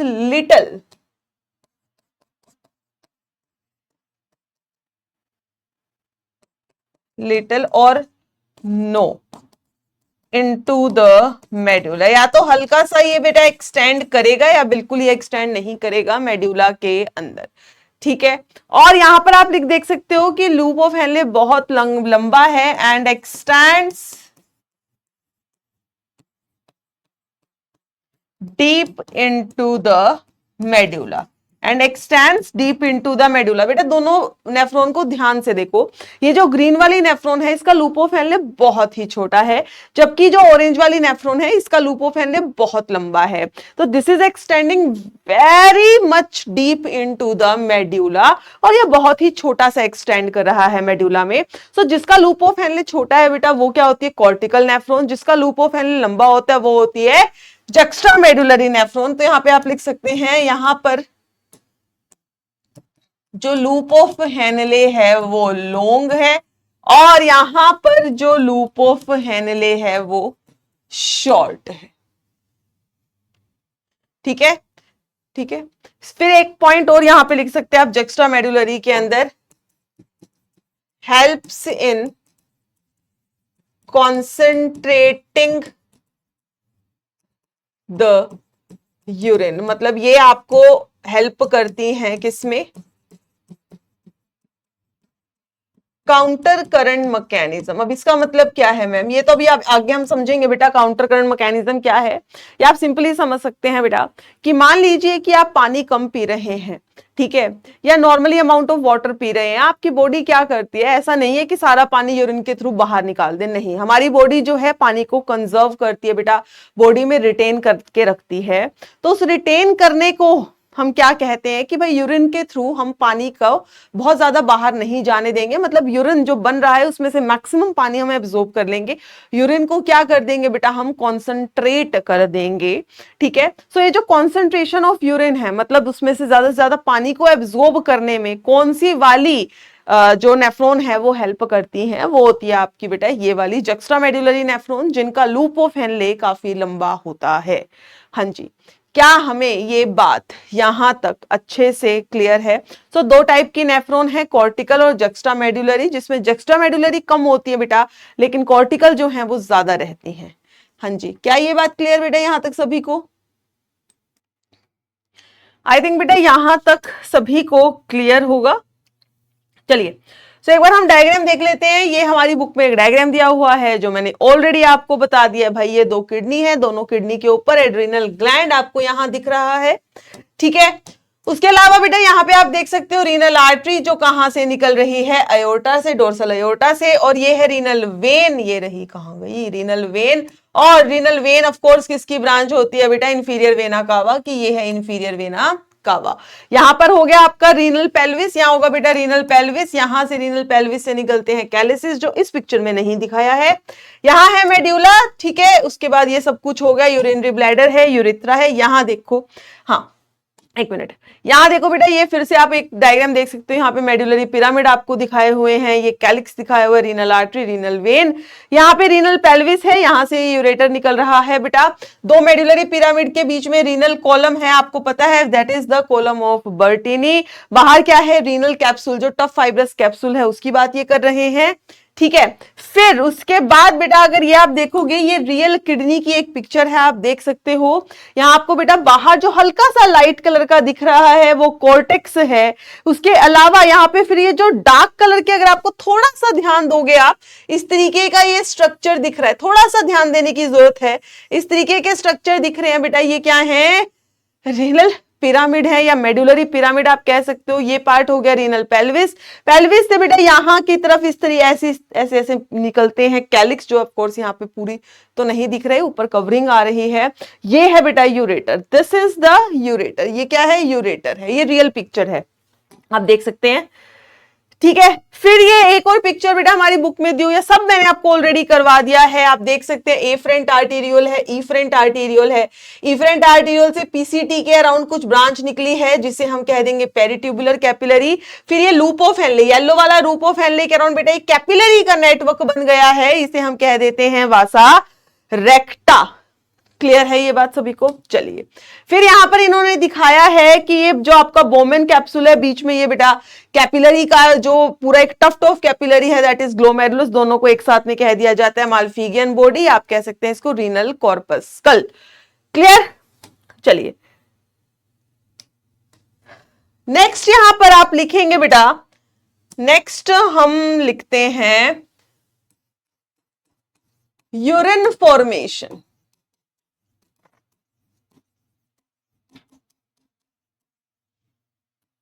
next आप लिखेंगे बेटा यूरिन फॉर्मेशन, और यूरिन फॉर्मेशन को बेसिकली कहा जाता है यूरोपोइसिस।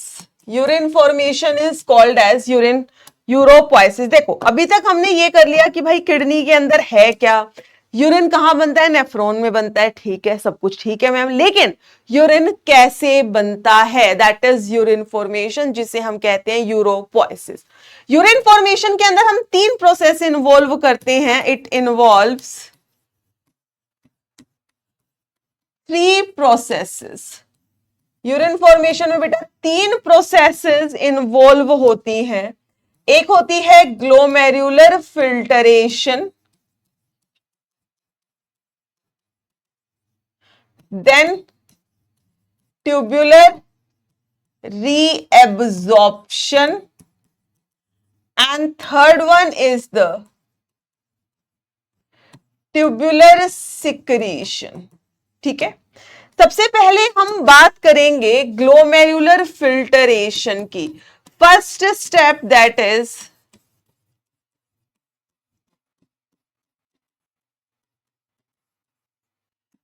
फर्स्ट स्टेप जो कि क्या है बेटा, ग्लोमेरुलर फिल्टरेशन। ग्लोमेरुलर फिल्टरेशन अभी मैंने बोला ये क्या है, it is the first step of urine formation. First step है बेटा यूरिन फॉर्मेशन का। कहां होता है ये फिल्ट्रेशन, ऑफ कोर्स ग्लोमेरुलस में होता है। सो आप लिख देंगे बेटा carried out by glomerulus, it is carried out by glomerulus. ठीक है, अब मैं यहां पे एक लाइन लिख रही हूं, ध्यान से देखना मैं क्या लिख रही हूं। 1100 to 1200 ml of blood is filtered by kidney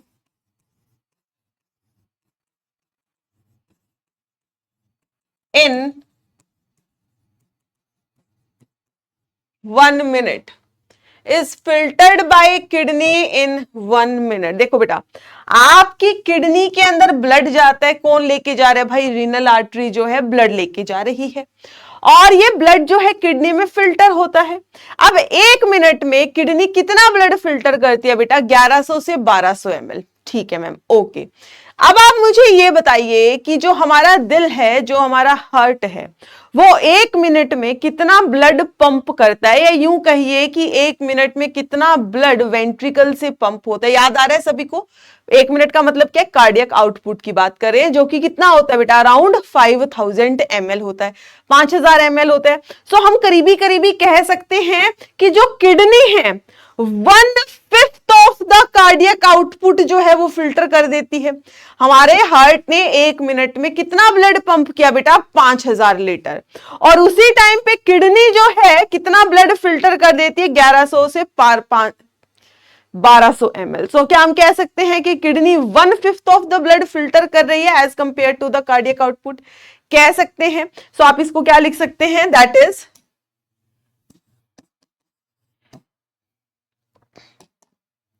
that is 1/5 of the blood pumped by the ventricles in 1 minute.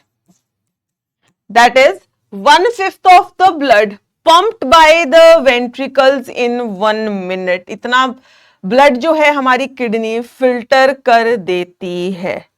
ठीक है, चलिए फिर एक और लाइन लिखो। Glomerular capillary blood pressure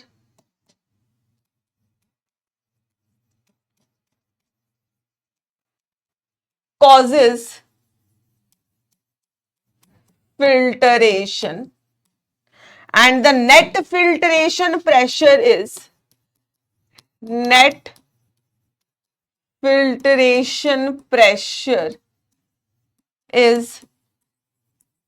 10 mmHg. Net filtration pressure is 10 mmHg। अब इसका मतलब क्या बेटा? अभी समझ आएगा। उससे पहले आप एक और चीज लिख दीजिए। फिल्टरेशन मेम्ब्रेन, वो मेम्ब्रेन जिसके थ्रू ब्लड फिल्टर होने वाला है, जिसके थ्रू ब्लड फिल्टर होने वाला है, ये बनी होती है बेटा 3 लेयर की। ये बनी होती है, फिल्ट्रेशन मेम्ब्रेन बनी होती है 3 लेयर की। कौन सी 3 लेयर हैं? देखिए, सबसे पहले आप लिखेंगे एंडोथीलियम ऑफ ग्लोमेरुलस, देन लिख दीजिए बेटा basement substance, then epithelium of Bowman's capsule. अब समझो इस चीज को, देखो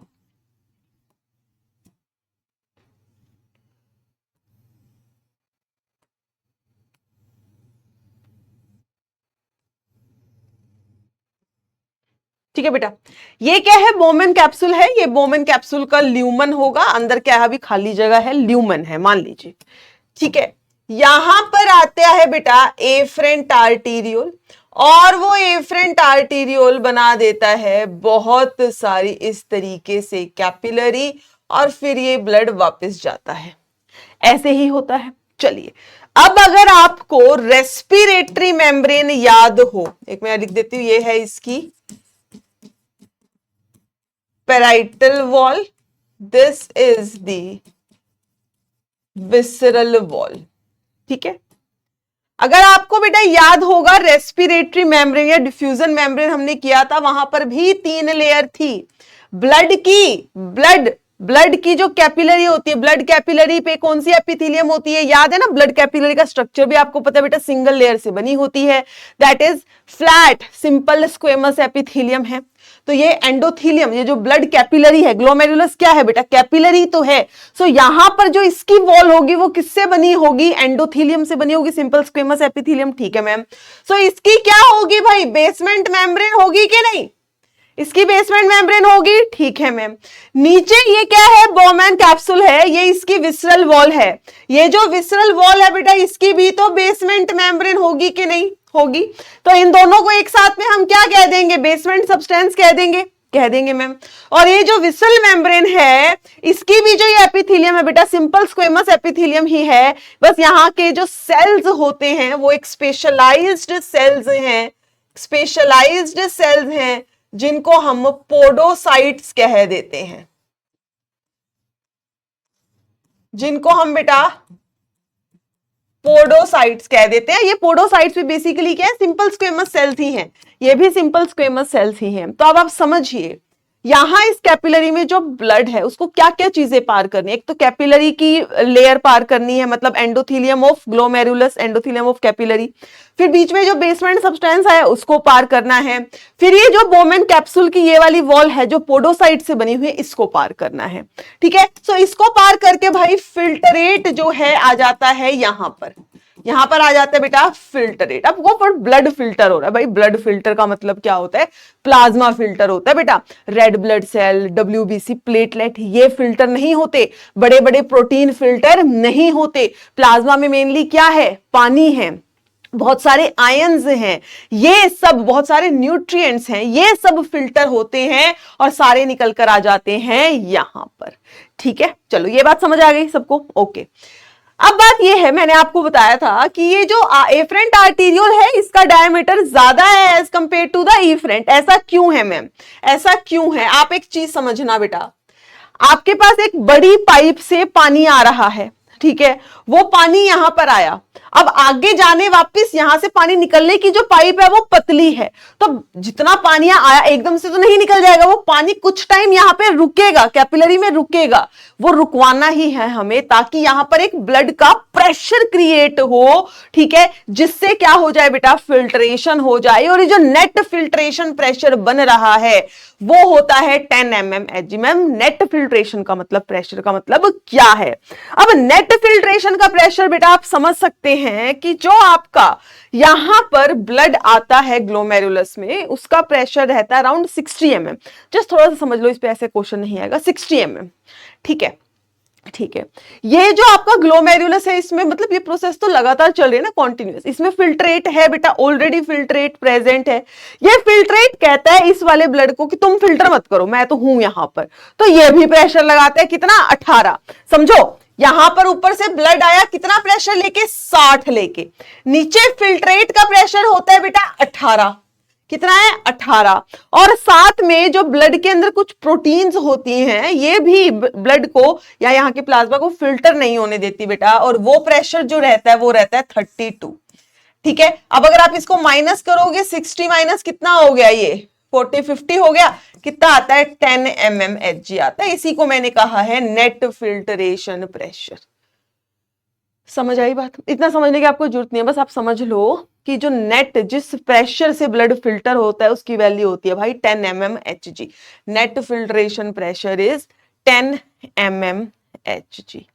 ठीक है, यहां पे आप लिख सकते हो कि ये जो एपिथेलियम है, ये जो एपिथेलियम है बेटा, this epithelium is made up of specialised sales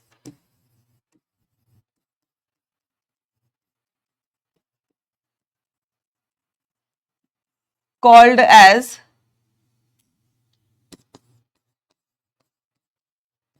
podocytes, जिन्हें हम क्या कहते हैं, पोडोसाइट्स कहते हैं। और ये जो पोडोसाइट्स हैं, they are arranged in an intricate manner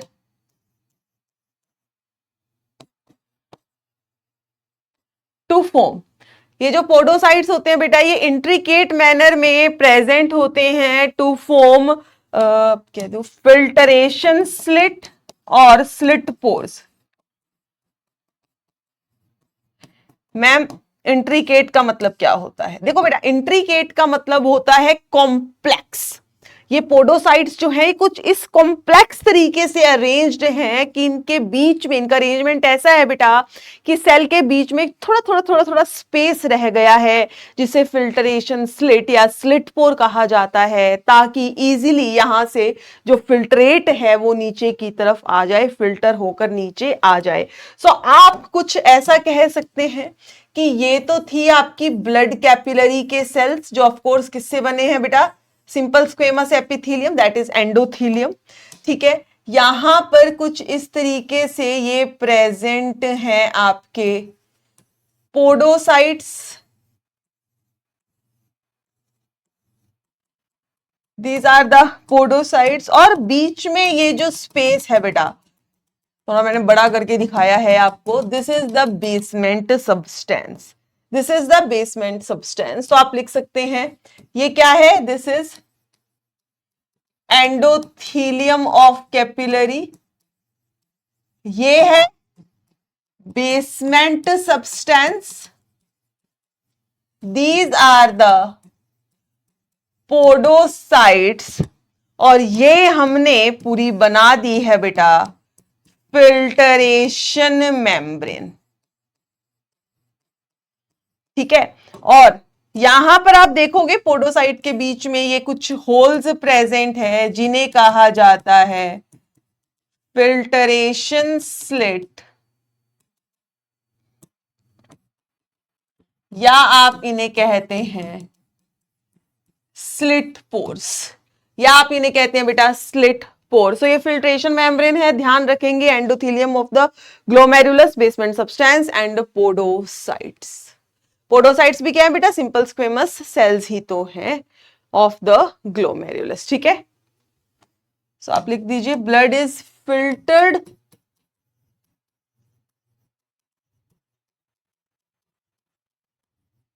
blood जो है बेटा फिल्टर होता है इन मेम्ब्रेन्स के through, blood is filtered through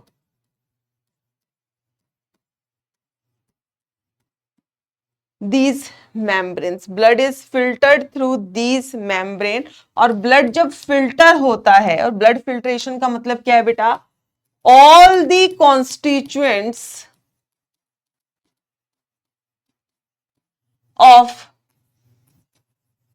plasma, all the constituents of plasma except plasma proteins।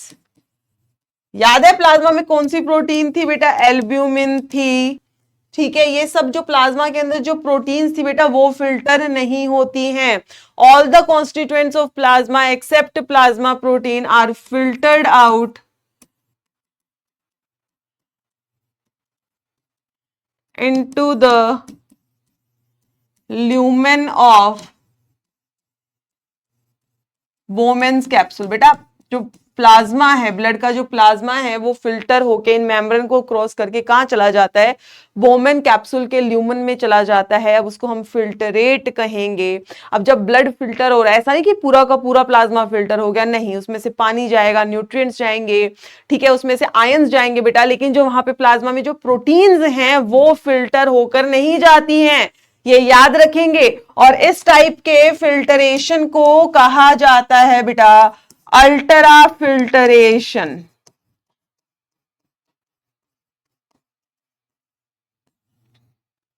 इस टाइप के फिल्ट्रेशन को हम क्या कहते हैं भाई, it is called as ultra filtration. Clear है ये बात सभी को, क्लियर है बेटा? ठीक है, तो याद रखेंगे बेटा फिल्ट्रेशन मेम्ब्रेन में तीन चीजें होती हैं, बीच में यहाँ पे पोडोसाइट है जो कि स्लिट पोर बना रहे हैं, और फिल्ट्रेशन कैसी होती है, अल्ट्रा फिल्ट्रेशन। ठीक है, इसी के साथ हम एक चीज और कर सकते हैं यहां पर, that is GFR. GFR means glomerular filtration rate. GFR, that is glomerular filtration rate, that is glomerular filtration rate। तो आप इसमें ये क्या होता है, it is the amount of filtrate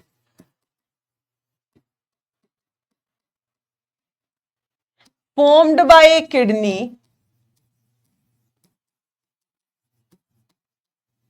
in 1 minute.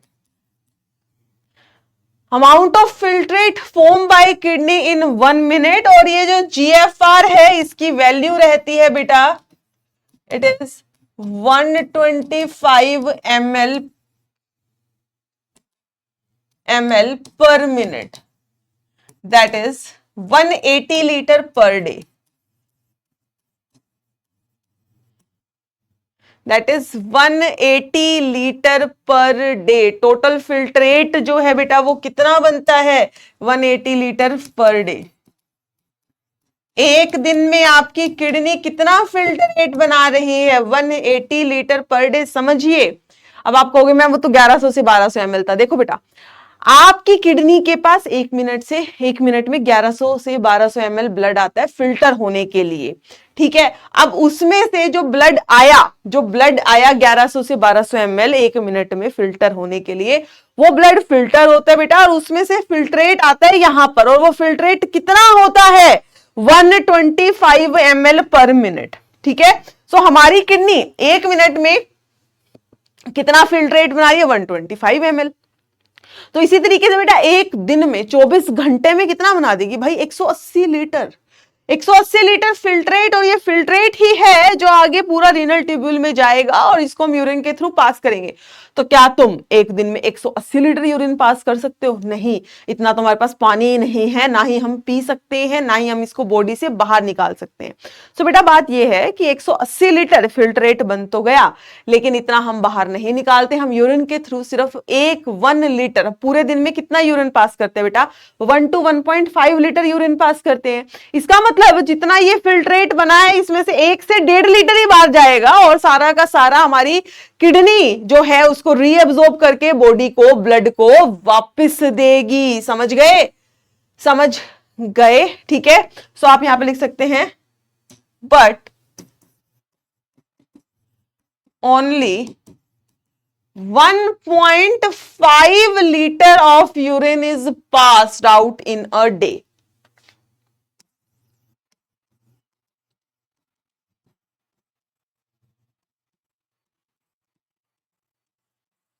So 99%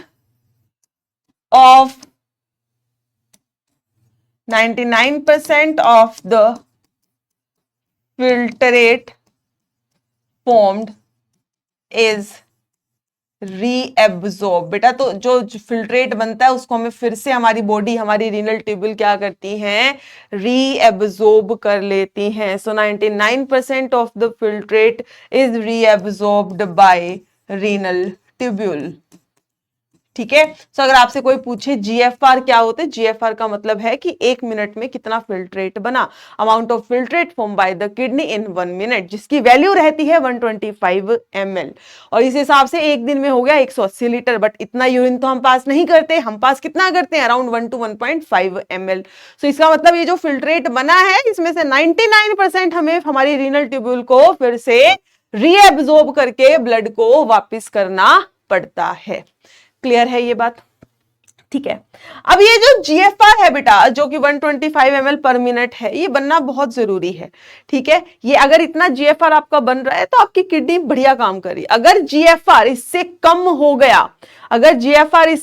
गया, इसका मतलब कुछ तो दिक्कत चल रही है. और उस थोड़ा बहुत अगर कम हो जाता है बेटा तो हमारी किडनी के पास खुद के पास मैकेनिज्म है इस जीएफआर को फिर से ठीक करने का. इनबिल्ट मैकेनिज्म है हमारी किडनी के पास कि ये जीएफआर को मेंटेन करे 125 ml पर. और उस मैकेनिज्म को कहा जाता है क्या, juxta glomerular apparatus, JGA, juxta glomerular apparatus.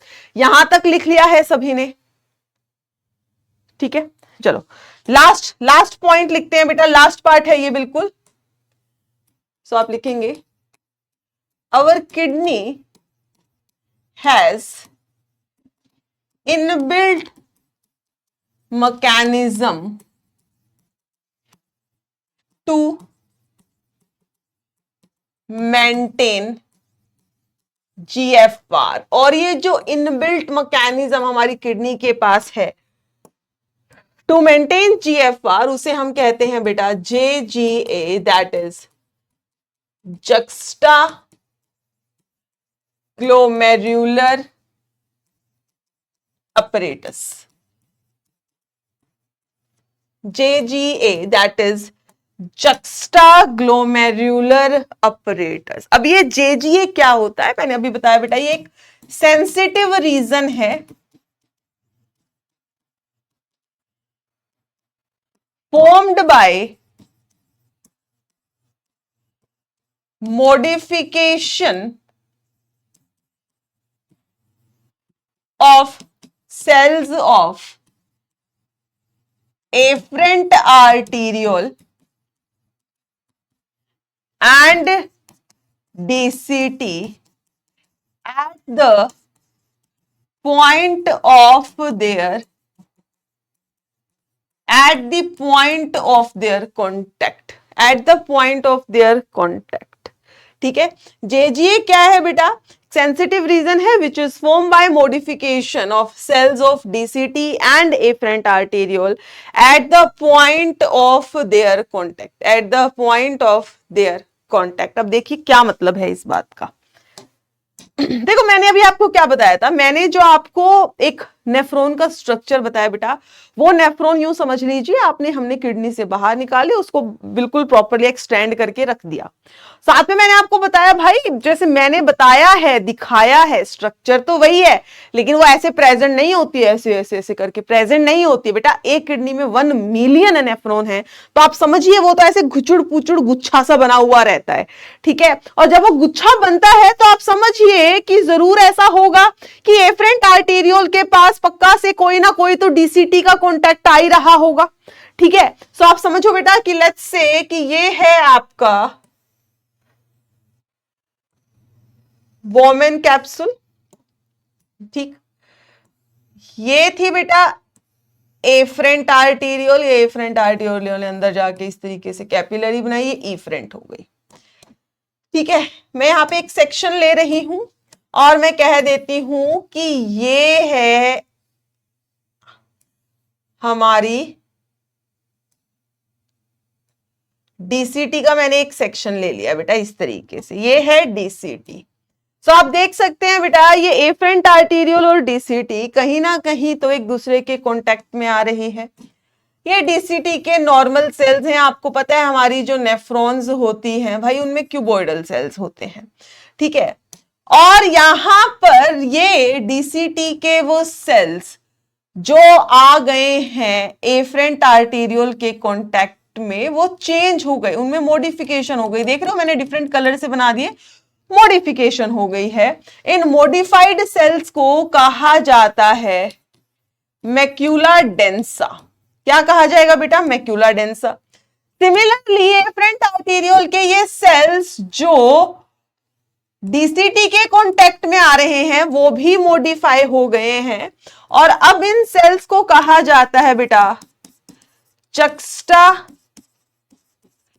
Glomerular cells, JG cells. ठीक है, क्या कह देते हैं, जक्स्टा ग्लोमेरुलर सेल्स, या सिंपली आप कह दीजिए JG सेल्स।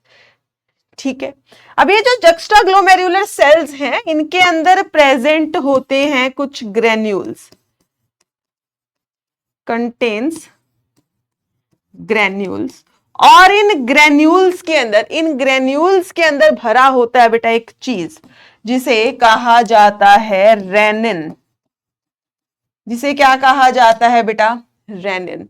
रेनिन जो है एक एंजाइम होता है, लेकिन ये एक हार्मोन की तरह एक्ट करता है। रेनिन जो है एंजाइम है बट एक्ट्स एज हार्मोन, ठीक है, ये जो मैक्यूला डेंसा है बेटा, they act as sensors, they act as sensors for mainly for, आप कह सकते हो फॉर NaCl कॉन्सेंट्रेशन। देखो बेटा आपको याद है हमारे ब्लड में सोडियम क्लोराइड इन सबका लेवल होता है। ठीक है, अब आप एक चीज समझिए, जब आपकी बॉडी के अंदर मान लीजिए पानी की कमी हो गई है, आयंस की कमी हो गई है, ठीक है, सो जब वो फिल्ट्रेट आपके डीसीटी के पास पहुंचता है बेटा, और उस डीसीटी में लगता है कि हाँ भाई तो कुछ कमी है, उस टाइम पे क्या होता है बेटा, उस टाइम पे ये मैक्यूला डेंसा सेल्स जो है ये एक्टिवेट हो जाते हैं। ये एक्टिवेट होकर सिग्नल किसको भेजते हैं, एफरेंट आर्टीरियोल को। एफरेंट आर्टीरियोल में जो जक्स्ट्राग्लोमेरुलर सेल्स हैं ये एक्टिवेट हो गए, और इनके अंदर जो ग्रेन्यूल्स थे जिनमें भरा था रेनिन, ये रेनिन रिलीज हो जाता है। और ये रेनिन क्या करता है बेटा, जो जीएफआर में कुछ तो गड़बड़ हो रही थी उस गड़बड़ को ये ठीक कर देता है। क्या कर देता है बेटा, उसको ठीक कर देता है। ठीक है, तो आप लिख सकते हो यहां पे a fall in GFR activates JG cells। JG cells जो है फिर क्या रिलीज करते हैं बेटा, रिलीजेस रेनिन। JG cells क्या रिलीज करते हैं बेटा, रेनिन को रिलीज करते हैं। और ये रेनिन क्या करता है, इस GFR को फिर से नॉर्मलाइज कर देता है, brings back the GFR to normal। bring back the GFR to normal। फिर से समझेंगे बेटा, आप समझ देखो। अब मैम ये कैसे कर दिया इसने, ये सब हम डिटेल में करेंगे। अब ये चैप्टर काफी बचा हुआ है, उसमें सब करेंगे हम। रेगुलेशन ऑफ किडनी फंक्शन जब हम करेंगे बेटा तो रेनिन का काम वहां पे हम जरूर करेंगे। अभी आपको समझना है कि जैसे ही GFR के अंदर कोई कमी होती है तो आप सबसे पहले आपके मैक्यूला डेंसा सेल्स एक्टिवेट होते हैं। ये एक्टिवेट होके सिग्नल भेजते हैं जेजी सेल्स को। जेजी सेल रिलीज करता है रेनिन को, और रेनिन क्या करता है, जो जीएफआर में गड़बड़ थी उसको फिर से वो ठीक कर देता है, जीएफआर को फिर से वो नॉर्मलाइज कर देता है। क्लियर है ये बात सभी को? क्लियर है, ये बात हमेशा याद रखनी है बेटा। सो हमारी बॉडी के पास, हमारी किडनी के पास एक इनबिल्ट मैकेनिज्म है इस जीएफआर को हमेशा मेंटेन करने का, जिसे हम कहते हैं जक्स्ट्राग्लोमेरुलर अपरेटस, जो किससे बना है, by modification of cells of DCT and afferent arteriole. DCT के मॉडिफाइड सेल्स को मैक्यूला डेंसा कहा जाता है, जो सेंसर की तरह एक्ट कर रहे हैं, और एफरेंट आर्टीरियोल के मॉडिफाइड सेल्स को बेटा जेजी सेल्स, जक्स्ट्राग्लोमेरुलर सेल्स कहा जाता है। एक चीज मैं यहां पे आपको लिखवा देती हूं कि ये जो जेजी सेल्स होते हैं ये क्या रिलीज करते हैं, जेजी सेल्स रिलीजेस दो चीजें, एक तो रेनिन हो ही गया, एक होता है बेटा एक hormone that is erythropoietin hormone, जो क्या करवाता है, एरिथ्रोपोएसिस, आरबीसी फॉर्मेशन करवाता है। ठीक है, तो ये बात आप थोड़ी सी याद रखोगे। ठीक है, क्लियर है? ठीक है, कि जो हमारे जेजी सेल्स हैं वो क्या क्या चीज रिलीज करते हैं। एक तो रेनिन हमें पता चली गया जो जीएफआर मेंटेन करता है। बेटा ये जेजी सेल्स ही हैं जो यहां से एक चीज और हार्मोन भी रिलीज होता है जिसे हम क्या कहते हैं, एरिथ्रोपोएटिन हार्मोन। अगर आपको याद हो तो मैंने एक लिखवाया था आपको बॉडी फ्लूइड के अंदर कि हमारा जो ब्लड वॉल्यूम है उसको मेंटेन कौन करती है, किडनी करती है। किडनी के अंदर एक सेल्स होते हैं जेजी सेल्स जो क्या रिलीज करते हैं, एरिथ्रोपोएटिन हार्मोन रिलीज करते हैं, जो क्या करवाता है भाई, आरबीसी फॉर्मेशन करवाता है। हाँ जी, क्या हमें ये बात क्लियर है यहां तक? क्या हमें ये बात क्लियर है बेटा सबको अच्छे से यहां तक? बढ़िया, ठीक है। अब पता है क्या होता है, आपको ना कोई लोग कहेंगे मैम कैल्सीट्रायोल भी यहां से रिलीज होता है, शायद आपने सुना हो। तो मैं आपको एक बात बता देती हूँ बेटा, अरे कि जो हमारी किडनी है, अरे क्या हो गया ये, कि जो हमारी किडनी है, किडनी में जो हमारा पीसीटी होता है, प्रॉक्सिमल कॉन्वोल्यूटेड ट्यूब्यूल होता है बेटा, यहां के जो सेल्स होते हैं वो रिलीज करते हैं कैल्सीट्रायोल। और ये कैल्सीट्रायोल क्या करता है, it helps in calcium absorption in intestine. Intestine में जो आप खाना खा रहे हैं उसमें जो कैल्शियम है उसको एब्जॉर्ब करने में कौन हेल्प करता है, कैल्सीट्रायोल। कैल्सीट्रायोल भी किडनी से ही रिलीज होता है, बट किडनी में कौन से सेल्स कैल्सीट्रायोल को बना रहे हैं बेटा, प्रॉक्सिमल कॉन्वोल्यूटेड ट्यूब्यूल के सेल, पीसीटी के सेल्स। कई बार बच्चे कंफ्यूज हो जाते हैं कि जेजी सेल्स ये बना रहे, नहीं, जेजी सेल्स कैल्सिट्रायोल नहीं बना रहे, किडनी से बन रहा है कैल्सिट्रायोल, लेकिन कौन बनाता है बेटा उसको? पीसीटी के सेल्स बनाते हैं। क्लियर है ये बात? इसमें कंफ्यूज नहीं होना, ठीक है? ठीक है, चलिए। सो बेटा ये था आपका आज। तो एक बार हम देख लेते हैं कि आज हमने क्या क्या किया है। सबसे पहले हमने ह्यूमन एक्सक्रीटरी सिस्टम स्टार्ट किया, जहां मैंने आपको पूरा किडनी का structure, length, width, thickness, position, location सब मैंने आपको बता दिया बेटा। फिर हमने किया किडनी की कवरिंग कौन सी होती है, किडनी का बाहर का स्ट्रक्चर कैसा है, अंदर का स्ट्रक्चर क्या है, कॉर्टेक्स है, मेड्यूला है, ठीक है, कैलिसिस है, मेड्यूलरी पिरामिड है।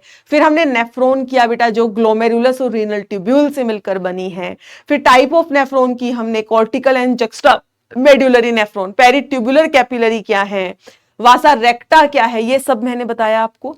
फिर हमने किया है urine formation, that is uropoiesis start, जिसमें 3 प्रोसेस होती हैं, glomerular filtration, tubular reabsorption and tubular secretion. जिसमें से पहला स्टेप ग्लोमेरुलर फिल्टरेशन हम कंप्लीट कर चुके हैं। कैसे फिल्ट्रेट बनता है? जो फिल्ट्रेशन मेम्ब्रेन है उसमें 3 लेयर है, endothelium of glomerulus, basement substance and the simple squamous epithelium of the Bowman capsule, जहां पे स्पेशलाइज्ड सेल्स हैं जिन्हें कहा जाता है पोडोसाइट्स, जो क्या बनाते हैं बेटा? फिल्ट्रेशन मेम्ब्रेन बनाते हैं। ठीक है, यहां से होता है बेटा फिल्ट्रेट या फिल्ट्रेशन स्टार्ट। फिर ये जो जीएफआर क्या होता है, 1 मिनट में कितना फिल्ट्रेट बन रहा है, दैट इज 125 ml, वो होता है आपका जीएफआर। ठीक है, फिर इस जीएफआर को मेंटेन करने के लिए किडनी के पास इनबिल्ट मैकेनिज्म है, that is juxta glomerular apparatus. ठीक है, सो अब आप समझिए हमने फिल्ट्रेट बना दिया है, अब फिल्ट्रेट का हमें रीएब्जॉर्प्शन करवाना है। सो नेक्स्ट स्टेप जो रहेगा that will be tubular reabsorption and tubular secretion, but of course वो हम करेंगे बेटा नेक्स्ट लेक्चर में, क्योंकि आई थिंक अभी हो गया है हमारे आज के लेक्चर का टाइम पूरा। सो बेटा अब हम करेंगे नेक्स्ट लेक्चर में इसका। रही बात क्वेश्चंस की, क्वेश्चंस बेटा मैं आपको करवाऊंगी लाइव लेक्चर में पोल के थ्रू, ताकि क्वेश्चन करते वक्त जो भी आपका डाउट, देखो सिंपल सी बात होती है ना, देखो मैं अगर यहाँ पे अभी आपको क्वेश्चन करवाऊंगी तो मैं क्वेश्चन पढ़ूंगी, अब तुम तो हो नहीं मेरे सामने क्योंकि रिकॉर्डेड लेक्चर है, तो तुम आंसर नहीं दे पाओगे और मुझे पता नहीं लग पाएगा कि बच्चे को कौन से ऑप्शन में ज्यादा कंफ्यूजन हुई है ना। सो उसमें इतना मजा नहीं आता। तो क्वेश्चन जो है बेटा वो हम लाइव सेशन में ही करेंगे, बट प्लीज आप पूरा लेक्चर पढ़ के रखेंगे, तभी तो आप क्वेश्चन सॉल्व कर पाएंगे और मैं आपके डाउट सोल्व कर पाऊंगी। ठीक है, तो बेटा प्लीज इस लेक्चर को टाइम पे देखेंगे, ये मत समझ अरे ये तो रिकॉर्डेड लेक्चर है तो क्या हो गया, तुम्हें तो टाइम पे मिल रहा है ना, उसी टाइम पे मिल रहा है, तो तुम बेटा लेक्चर को टाइम पर देखोगे। क्वेश्चंस जो हैं हम लाइव लेक्चर में ही डिस्कस करेंगे। ठीक है, ठीक है, चलिए। सो इसी के साथ हम अपना आज का लेक्चर यहीं खत्म करेंगे। ये मैम के टेलीग्राम आईडी है, फटाफट से स्कैन करके इसको ज्वाइन कर लो। ठीक है, और हम करते हैं हमारे आज के लेक्चर का समापन। ठीक है, सो बहुत अच्छे से बेटा पढ़ते रहिए, सारी फेस्टिव वाइब से अब थोड़ा सा बाहर निकल के आ जाओ, पढ़ने का समय शुरू हो गया है। सो जैसे मैं हमेशा कहती हूँ, हंसते रहो, मुस्कुराते रहो, जी जान लगाकर पढ़ते रहो। मिलते हैं नेक्स्ट लेक्चर में, टिल देन गुड बाय।